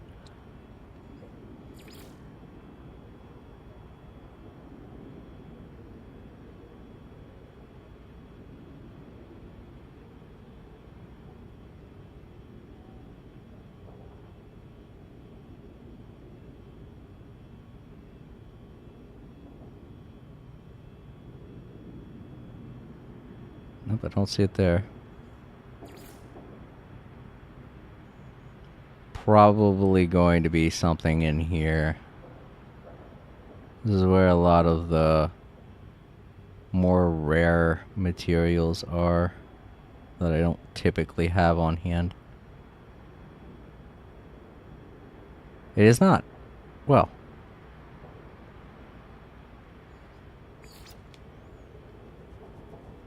Now these are things that I'd have to go to another planet to get. A specific planet.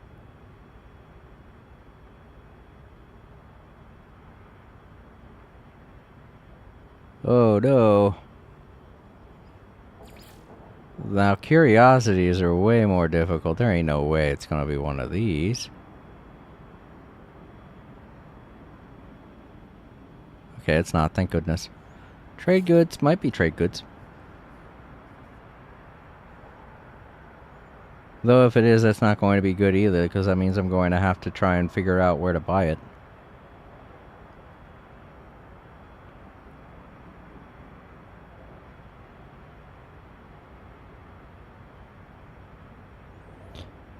It might not be crystal, because, well, you know what? Dirt's in here, so it might be, because you can get plenty of dirt. Multiples of dirt. They stack like that. Because it's supposed to be like 250 I think I need, so... Look again.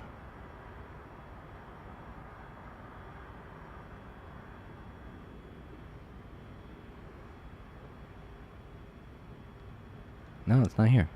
Is it a plant? No, I don't think so. Well, I do have a couple of plants missing, so it might be a plant. I might have to look this up online. Definitely not something to cook. Alright, I'm gonna have to look this up online. Give me a second. Sorry, Jack, I've got to try and figure out what this is. Crystallized helium. No Man's Sky.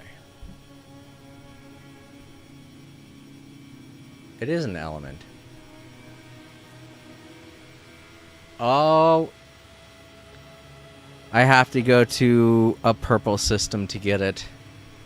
Damn it. And that is super annoying. Alright. It's that one element that I saw that I didn't have. Here. This. It's this. Fuck. Or is it? I think I saw it. Yeah, here it is. Crystallized helium. I gotta go to a gas giant. I'm not about to do that. Screw that. We gotta find a different building. That could be why I haven't gotten this to an S.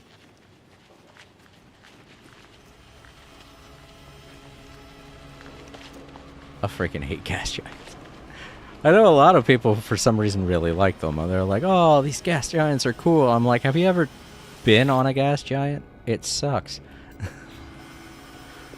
Literally. It's hard to take off from them. It's hard to try and escape them. And while you're on them, they're a pain in the ass. Amino chamber. I know I have that. It's in my freighter. I gotta put it...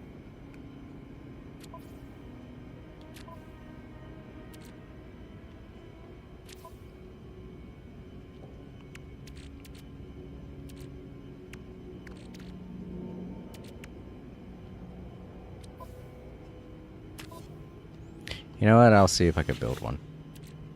I think it's one something you could build.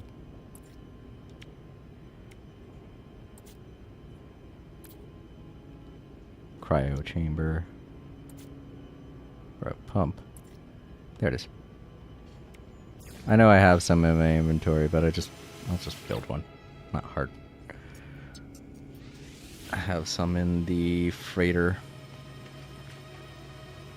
I just forgot what it looked like, so I was like, fuck it. I know I can build it. Let's just build it. Alright, to the next settlement. That took a little while. I was not thinking it was going to take that long. But yeah, whenever it is you get your ship ready, just park it near your space station, or near your base. Come online whenever it is I'm streaming. Let me know in the chat what your base name is, and oh boy, it would actually take a while for me to find it. Oh boy. Yeah, that's right, I forgot there's no search option, is there? So I don't think I'd be able to narrow it down.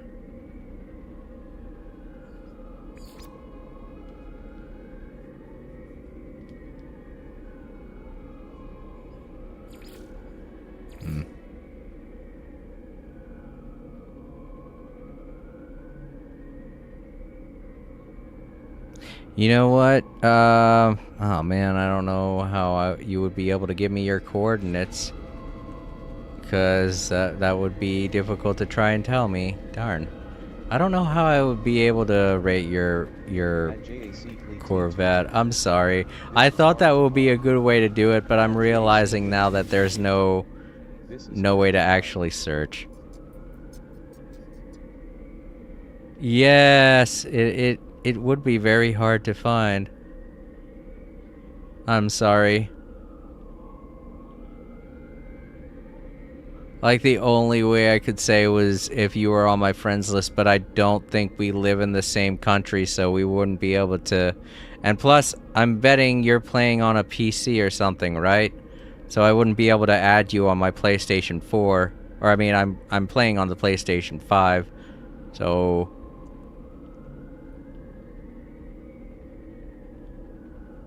yeah, I think it might be impossible. Unless I was to follow you, but I kind of don't want to do that either. No offense, but I don't know you that well, so if I was to follow your character, you could take me to literally anywhere. And that would be scary. That's a scary thought.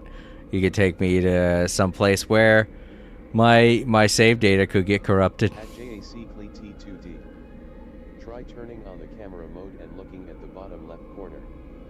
At JAC T2D. Oh yeah, I know. That's how I would share my coordinates with you, obviously. But, like, I don't know how you would share your coordinates with me, is what I mean.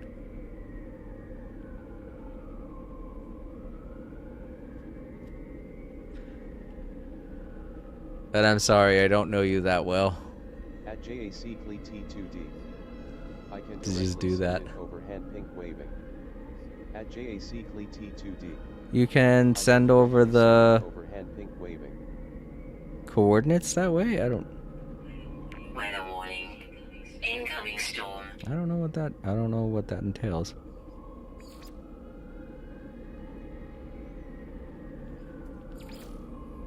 Alright, to a resolution.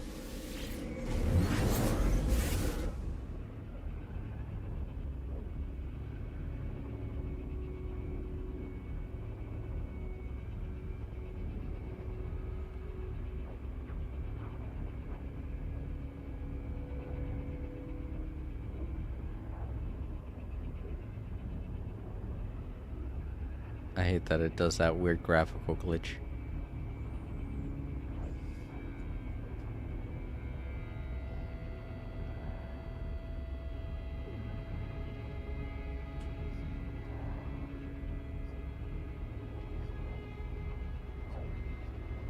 At JAC. Oh, it's alright. Sorry, I didn't quite understand Ice Purple crying. At JAC. I'm not really in the mood to do that kind of thing right now. I didn't quite understand Ice Purple crying. Anyways, you know, I'm trying to wrap up the stream as fast as I can because I need to get to sleep. I know it's hard to understand what I'm saying. I'm sorry. Alright, let's unlock the base that I've recently upgraded. Oh man, look at how goofy my Corvette looks trying to sit right there. I did not think that was gonna happen. That'd be outside. I didn't think it would be on a landing pad when I Oh no. No, that starship's inside of it. Reopen. Now the fireworks are coming out of it. Crazy.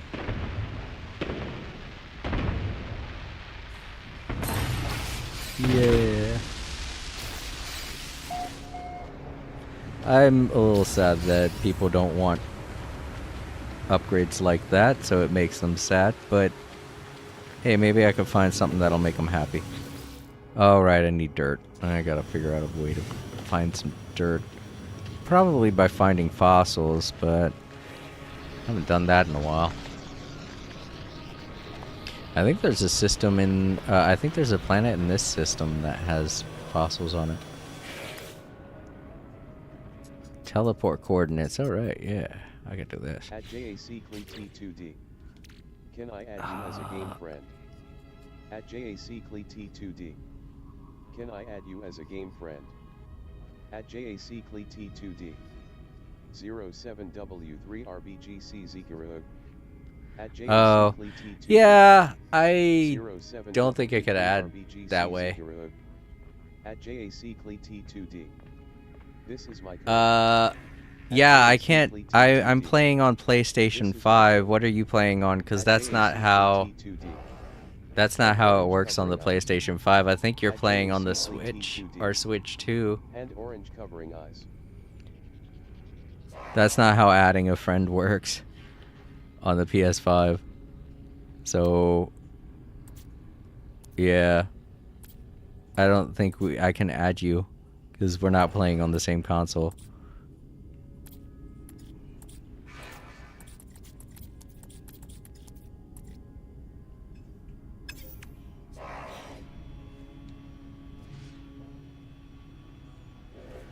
See, I'm on the PS5. I didn't know how I was going to relate that, but yeah, I can't add you the same way. Because we're not playing on the same console. Oh, right, I'm getting some coordinates. things.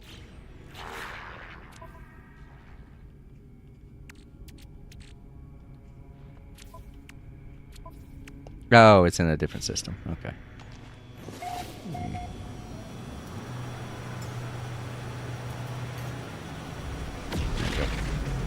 At JAC Fleet 2D.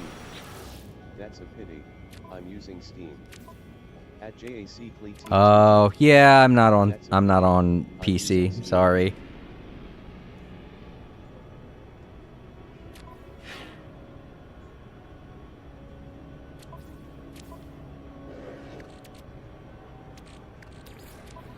Only need 9 of these.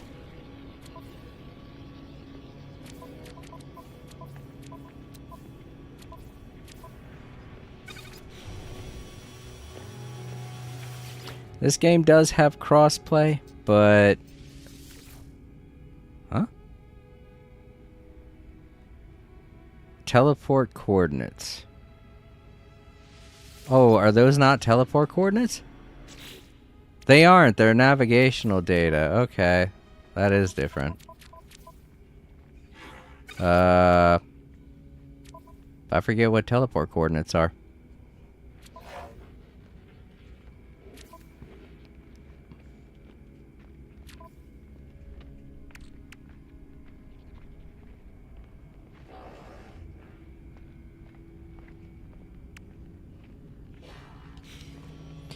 Well, back to the catalog. It's probably going to be something in crafting.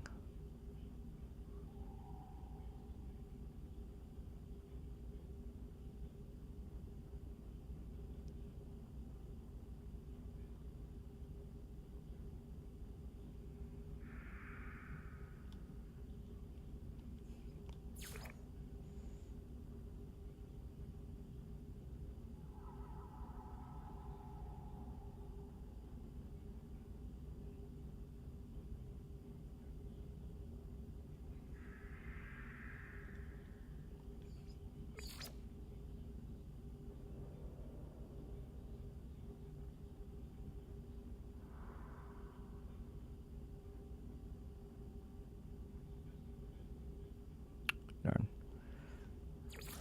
I hope it's not trade goods. Ah, it is. I think I have some of those on my freighter.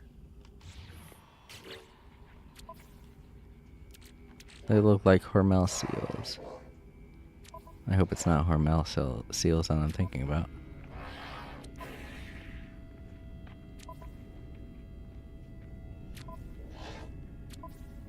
Because this feels like something that my frigates would have brought back on one of their adventures. Oh. Yes! Haha! Do I only have one? I only have one! Oh, no!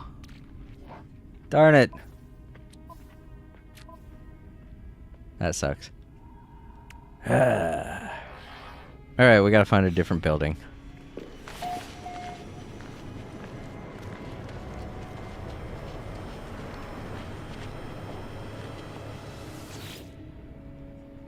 Lithium. I think I have lithium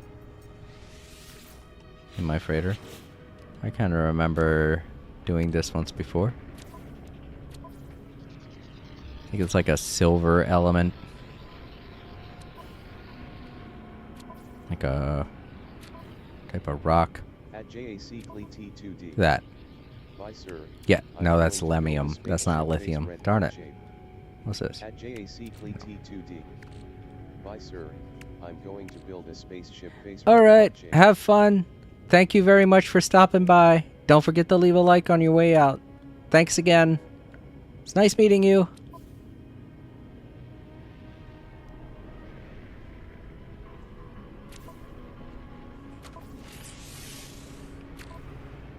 Oh wait. No, more lenium. Damn it.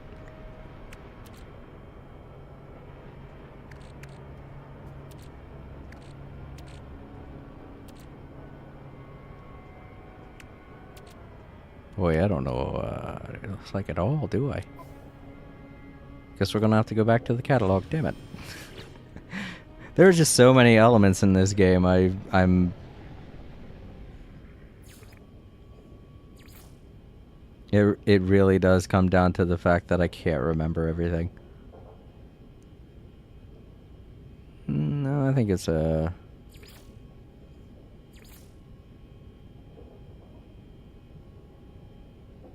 different type of object.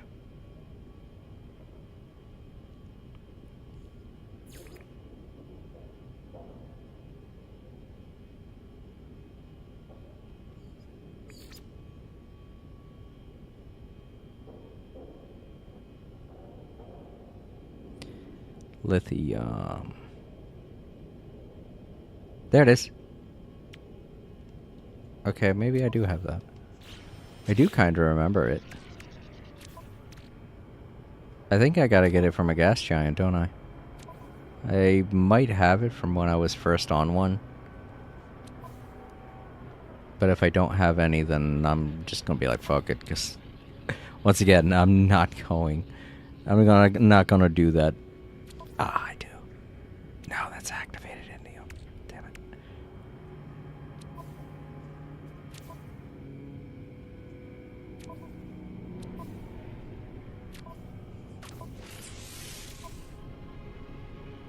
Damn it.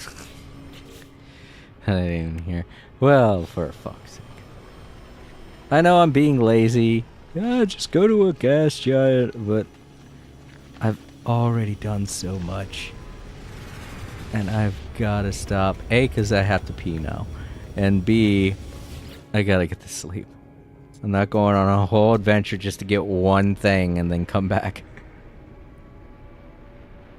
Oh, I can make those bionic lures. I don't know why I didn't do this.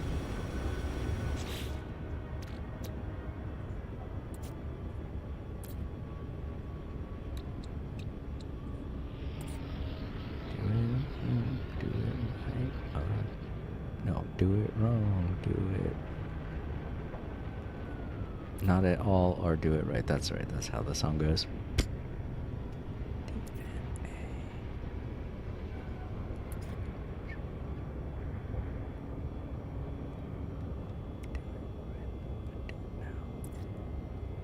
What's up? Sweet cakes. Looks hip. Anyway. Girls are easy. What you gonna do?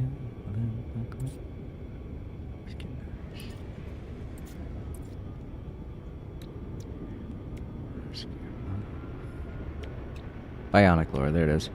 Lubricant, that was the element that I didn't know how to make at the time. I need 5, so I need to make 5 lubricant. Oh no, what do I need? Fecium, of course. Do I have some in my, I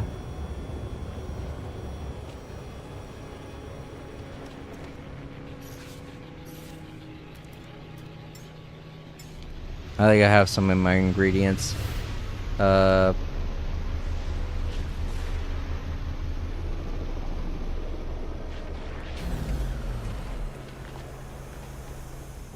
And I think that the ingredient storage acts separately from the rest of your storage. That's why I'm not able to make it. Yes. Thought so. Alright. Let's make 2 more.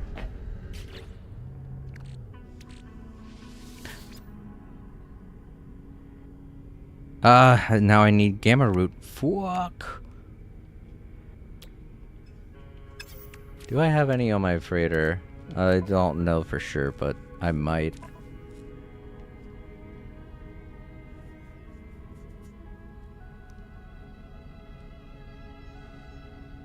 I forget what gamma root looks like now. Damn it, there's so many things I'm forgetting as an adult. I'm getting old. There it is. Oh man, yeah, I only have 4. Fuck. Oh, gamma root is such a pain in the ass to get to. You gotta go to a hot planet and then look around for it. It's one of those plants that crops up in bunches. I'm sure there's a planet in this solar system that has it but it's gonna be a pain.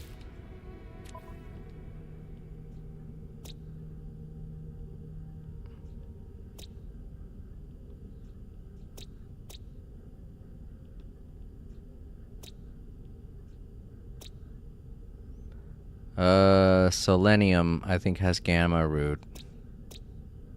This is the planet that has the fossils. Ugh, yes, it's Rip Buttonakis. I knew it was. Ugh. Alright, let's go back to Rip Buttonakis. It's probably not as bad as it used to be. I think I've been here once before. I think they changed the weather on it. Because it's technically a starting planet, so I guess they had to change the weather on it. As you can see, I have a little save point on it. That's where my portal in this galaxy is located. Because when I was first doing the alpha expeditions, I would always be like, where the fuck's the portal again? And I'd have to locate it all the time. Because when you used to go to a spot during the alpha expeditions, it would mark it for you. Don't worry, you didn't have to worry about that. But when it marked the location for you and you got there, it would take away the marker once you've gotten there, and then you'd have to locate the thing again if you get too far away from it. Which is what I would constantly do, because you would have to go off and find 3 things, you know? 3 knowledge stones. So I would end up losing track of where I was, so I put that save next to it, A, so that I could find it anytime I wanted to use a portal. And B, you know, it was helping me out with those alpha expeditions. Alright, where's this plant? Wait. That's Fireberry, it's not the same thing.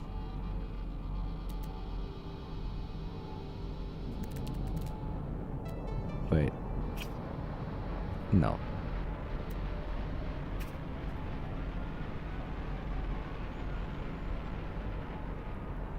That's a shame. I kind of almost wanted to check out their base, you know? Not their base. I kind of wanted to check out their Corvette. It would be neat to be one of those individuals that is just like, yeah, send me your base and I will review it. But, whoa, what? I don't think I've seen this before. I have not. They have jalapeno peppers in this game now? Holy shit. I don't know when they added those. Oh my god. Like I said, there are a few plants that I'm missing. And it's because of a certain update that I can't remember. But they added a few new plants. Is it the solar vine that has the gamma root? I can't remember now. The only thing I remember is that gamma root is on a hot planet. And as far as hot planets go, this one's...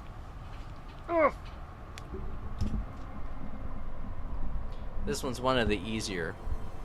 Only because it's a starter planet. So to any of you out there that are looking for a hot planet to hang out on, I don't mean that in the comical sense. I mean that in a serious way.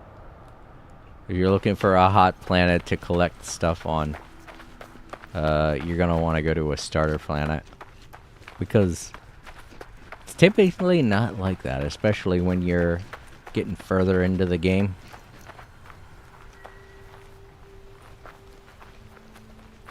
Extreme weather starts to present itself more often in the later game.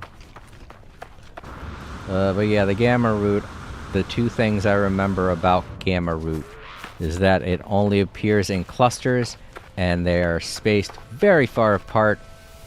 But when you are able to find them in that cluster, there's a whole bunch of them. Ah, yes, this is gamma root. I remembered it has like a freaky barbarous glow to it. Yay. No, that's selenium. What? Oh no, that's right, gamma root's the kind of greenish looking sunflower like buds, right. But it does appear in bunches much like this. However,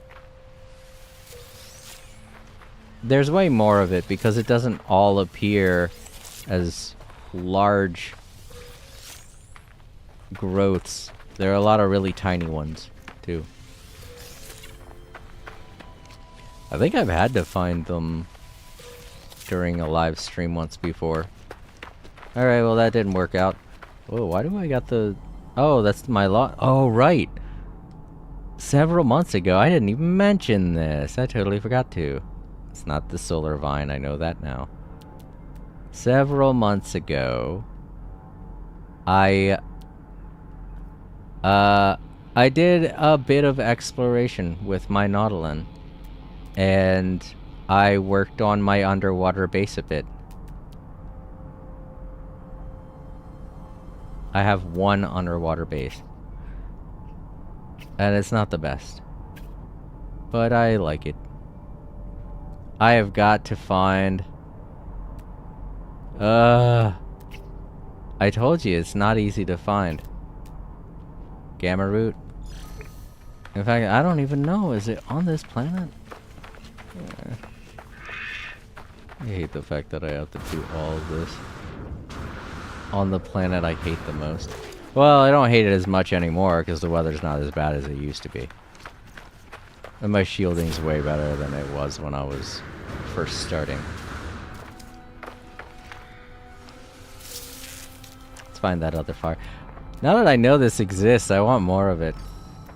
I don't know why, but I feel like I want to make a bunch of spicy foods in No Man's Sky. Even though I know that's probably not so.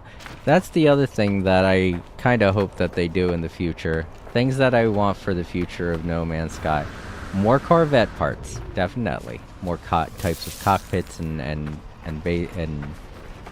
Corvette pieces, series, you know. I want different cooking recipes. Kind of a nice little overhaul to the cooking. You got kind of a great implementation of what to do with the foods that you cook now. And I like that. That there's the little thing that will gradually give you stat boosts. It's not all just you eat it and then instantly get the stat boost. You can gradually get it now, which is great. I love that. Work on that aspect of cooking now. I would really like to be able to experiment when it comes to cooking. It feels like there are only a handful of recipes when there are just so many different ingredients, you know? I want it to be where when I plop down an ingredient into the cooker and then I plop down another ingredient, a completely different ingredient, I get something, you know? I get a neat little recipe that I've never seen before, you know? Because I want to be able to experiment and just keep putting things in and getting new types of stuff.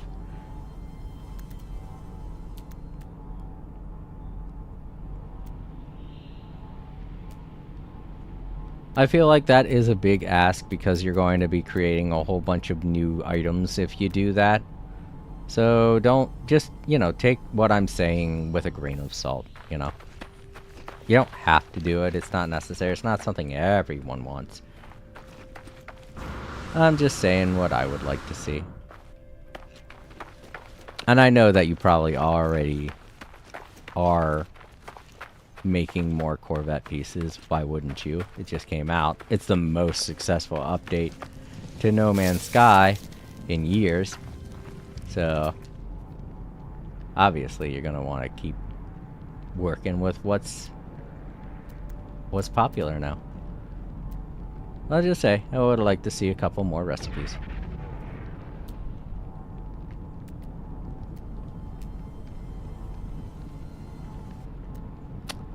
Oh, I'm looking right at it. This is sad. This planet has absolutely none of them. It does, and I'm just that unlucky.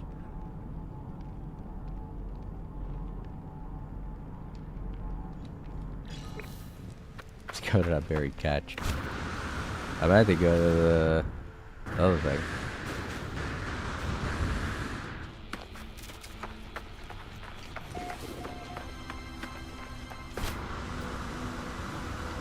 I can't believe we're still doing this. Huh? Did I get it?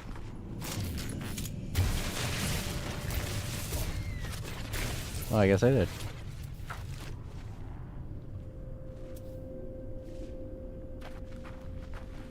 Oh, fuck. I got enough oxygen, thank you. It's the other thing too, it's like they're giving it to me. They're like, look, oxygen. And I'm like, yeah, I got a lot. Thank you.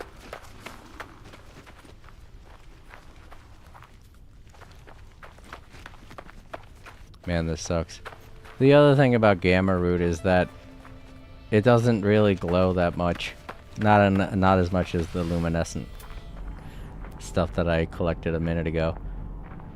Man, that's why I thought I had the right plant. I'm so stupid. Alright, we might have to forgo this adventure. Sweet Root is definitely not it.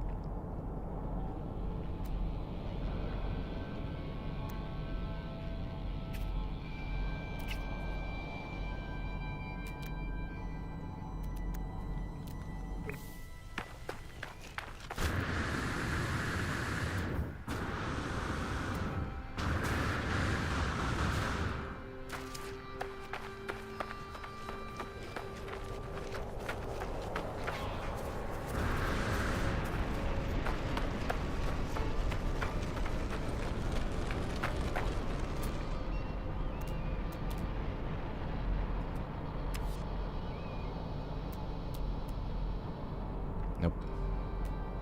That's not it. Yeah, there seems to be like only 3 types of hot plants on this planet, and none of them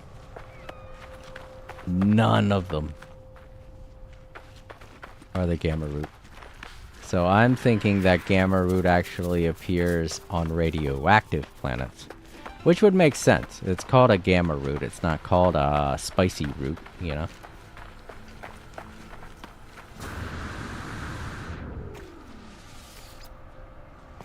Of course it is. It's too big. Alright, I'm gonna have to waste some more thruster fuel. This sucks. I'm so sad. I got so many things wrong. But yeah, you can see how strong my shield's become since I first started my adventure. Spent a couple of hours on this planet and nothing really happened. Try salty. Paradise.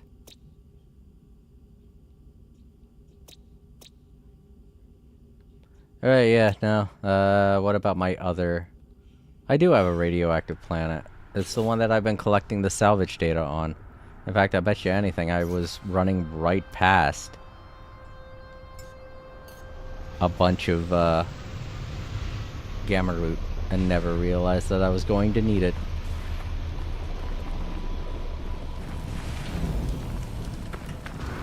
Temperature levels stabilizing.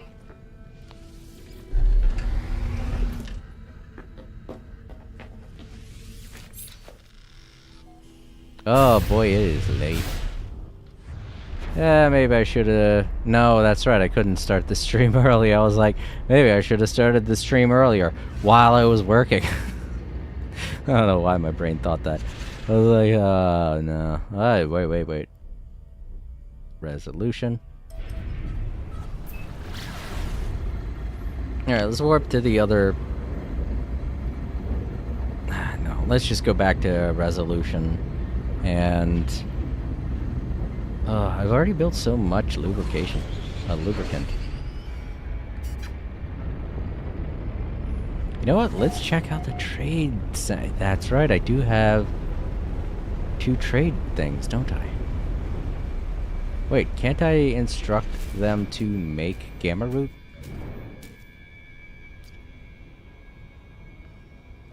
What do you mean, landing not clear? There we go, I was about to say, come on, this is like the clearest landing area I've seen.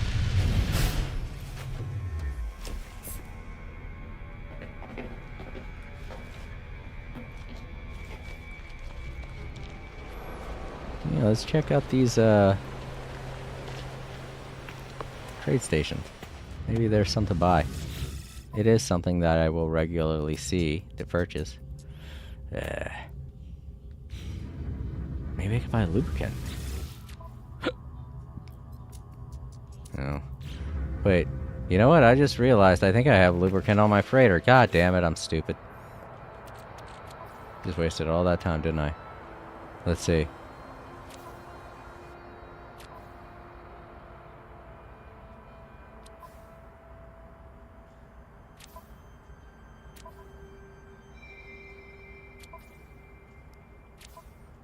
Oh, I might not. I think I might have used it to do an upgrade.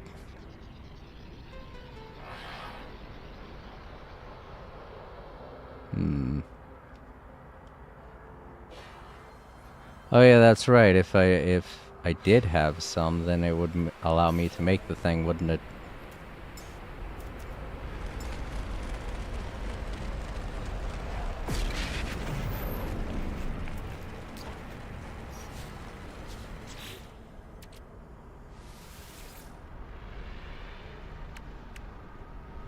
So, what was it I was making? Not that. Bionic lure, I think. Oh, I only needed 3? Ah, what made me think I needed 5? Oh, I needed to make... Oh, hold up, so I don't have enough. Whoa. Well, I don't think I have enough at all. Oh, shit, that's right. This is bait, so you make it in bulk. Alright. Now I feel dumb.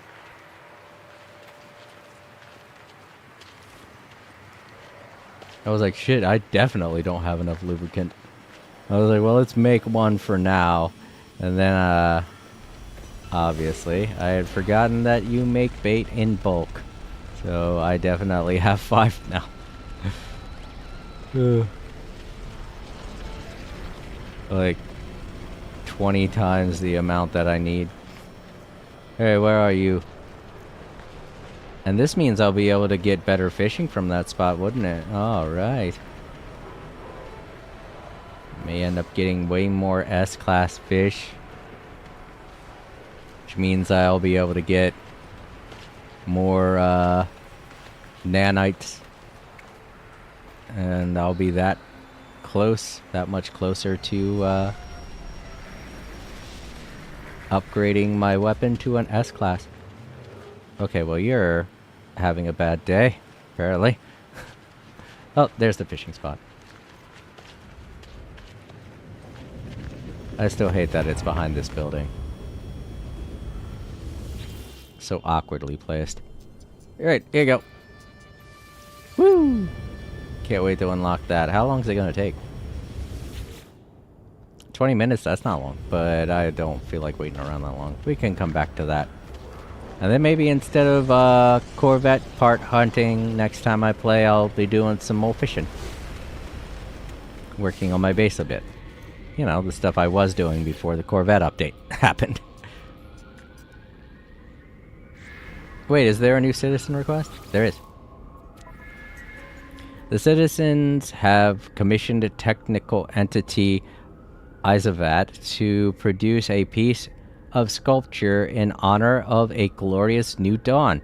The price may be high. 74% of the settlement believe the cost will be a price worth paying.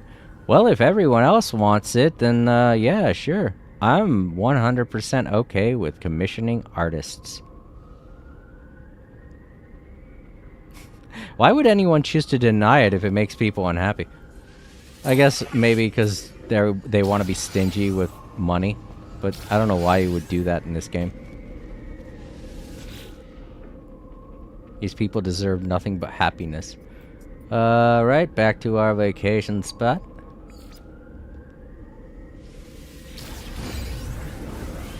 Maybe in 2026 we could find another location spot. I'm still sad that all the water turned to watermelon. I'm still sad that my planet turned into a giant watermelon.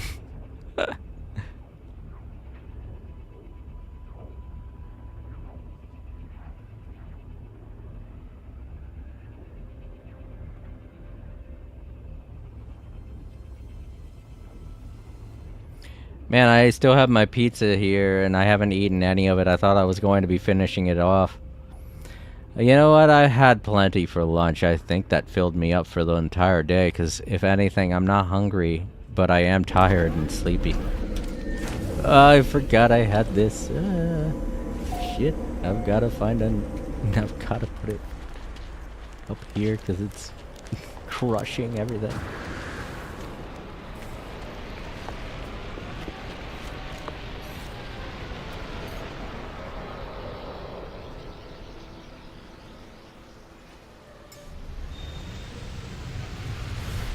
There we go. Oh man, that sucks. Did the tree come back? Well, a tree came back. It wasn't the tree.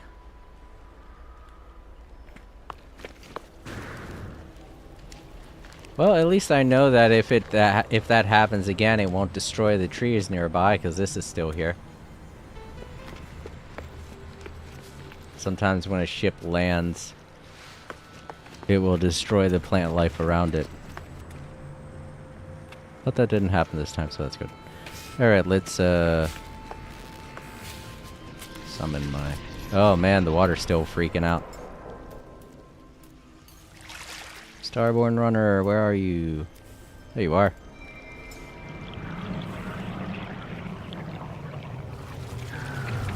Oop, comes the wave! Ah!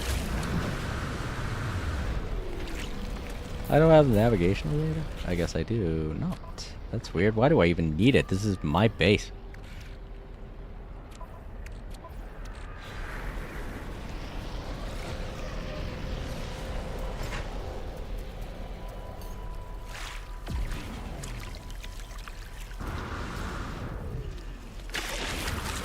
There.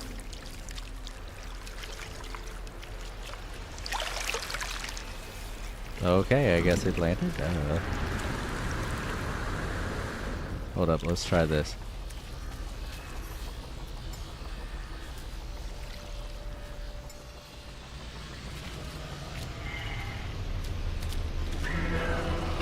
The waves be violent today.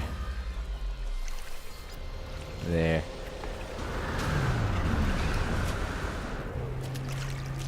Yeah. For next time. Despite all of the foibles, I did have a pretty productive day. And now I have some bionic lures, which is awesome. I'll put them here.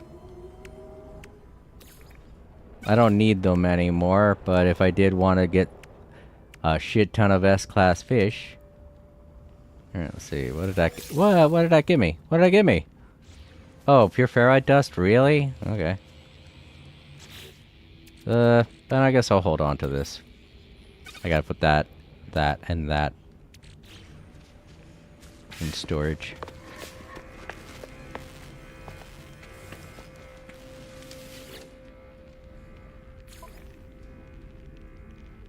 Put this back where it was. And put these two in the new location. Can't wait to see what this can make. So let's test that out and see. Ooh. Fire water. Neat. Can I mix it with something else?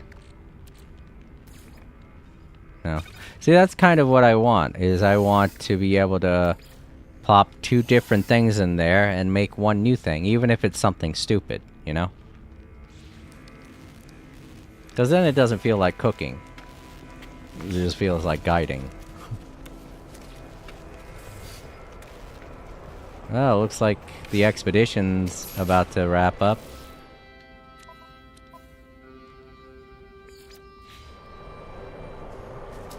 I'll work that out when I come back. Inventory full. What? Oh, because I was cooking with them. I was like, I put you in the thing. What happened? And I was able to help a new No Man's Sky player, so that's cool too. I always enjoy being helpful.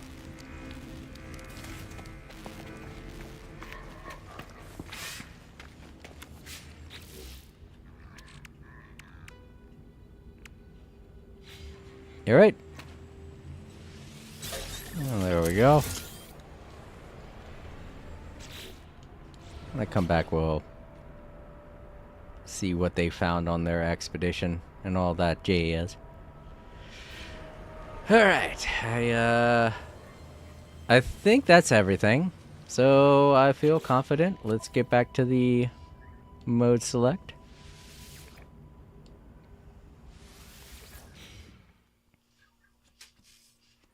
Alrighty, everybody, that does it for another day of All Creator Live. I want to thank Jack. I don't see what it says. I'll just call you Jack. I know you're okay with that. Thank you very much, Jack, for subscribing, or not subscribing. For what was it you did? What, did you follow or did you subscribe?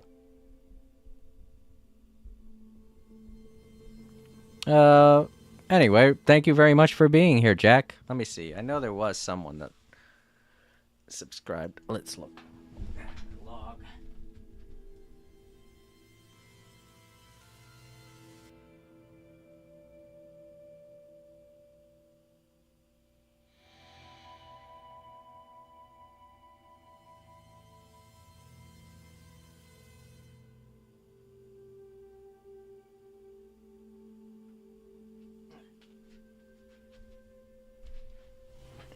Last Smart, thank you very much for following and subscribing. That was very nice of you. Thank you to Bryce for stopping by and hanging out for a little bit. I hope you enjoy your Blu-rays. And thank you to Jack for hanging out as well. It was nice meeting you, and I hope you have good luck with building your Corvette. And also thank you very much to Bryce for rating my channel. It was very kind of you. Thanks. It's good to see you again as well. I'm happy to hear that you're doing okay and that you have some awesome Blu-rays on the way. Yeah, I think that's everything. All of the thank yous out of the way. I'm not forgetting anything. Alright, so next Thursday I'm going to be playing more No Man's Sky. If you ever want to watch me play No Man's Sky, you can always check it out on Thursdays. Thursday is No Man's Sky Day. As for tomorrow, I'm not going to be streaming anything. I don't stream nothing on the weekends. If you're ever wondering what it is or when it is I'm going to be playing, you can always check the posts tab over on YouTube. And on weekends, I like to hold a poll on the posts tab, so you guys can vote as to what it is I do in the future of my channel. And this past weekend, we voted to see what game I was going to be playing Tuesday, and the winner was Dragon Ball Z Kakarot. So you never know what I'm going to have you guys vote on next, so make sure you subscribe so you can participate. Alright, everyone who's watching in the archives, don't forget to leave a like, comment down below, share the video, and subscribe if you haven't already. If you're ever wondering what it is I'm going to be streaming or when, you can always check the post tab over on YouTube. I think I said that already. Sorry, it's late. I'm sleepy. You can also hear in my voice that I'm sleepy. I kind of get this weird dry feeling in my throat when I'm sleepy. As well as like, oh, there's... Let me drink. I'm running a little low on my drink. Alright, everybody. You have a great day and our night. Have a fun weekend. Remember to stay safe. This Saturday, don't forget, there are mass protests. The No Kings movement is going to be going on this Saturday. I can't wait to see it. It looks like it's going to be a lot of fun. And make sure you participate in any and all voting. And we can do our best to get rid of this jerk regime, the Trump regime. And yeah. You all have a great day and our night. Keep up the fight. Sleep easy, everybody, and stay safe. Good night, and I hope to see you Monday.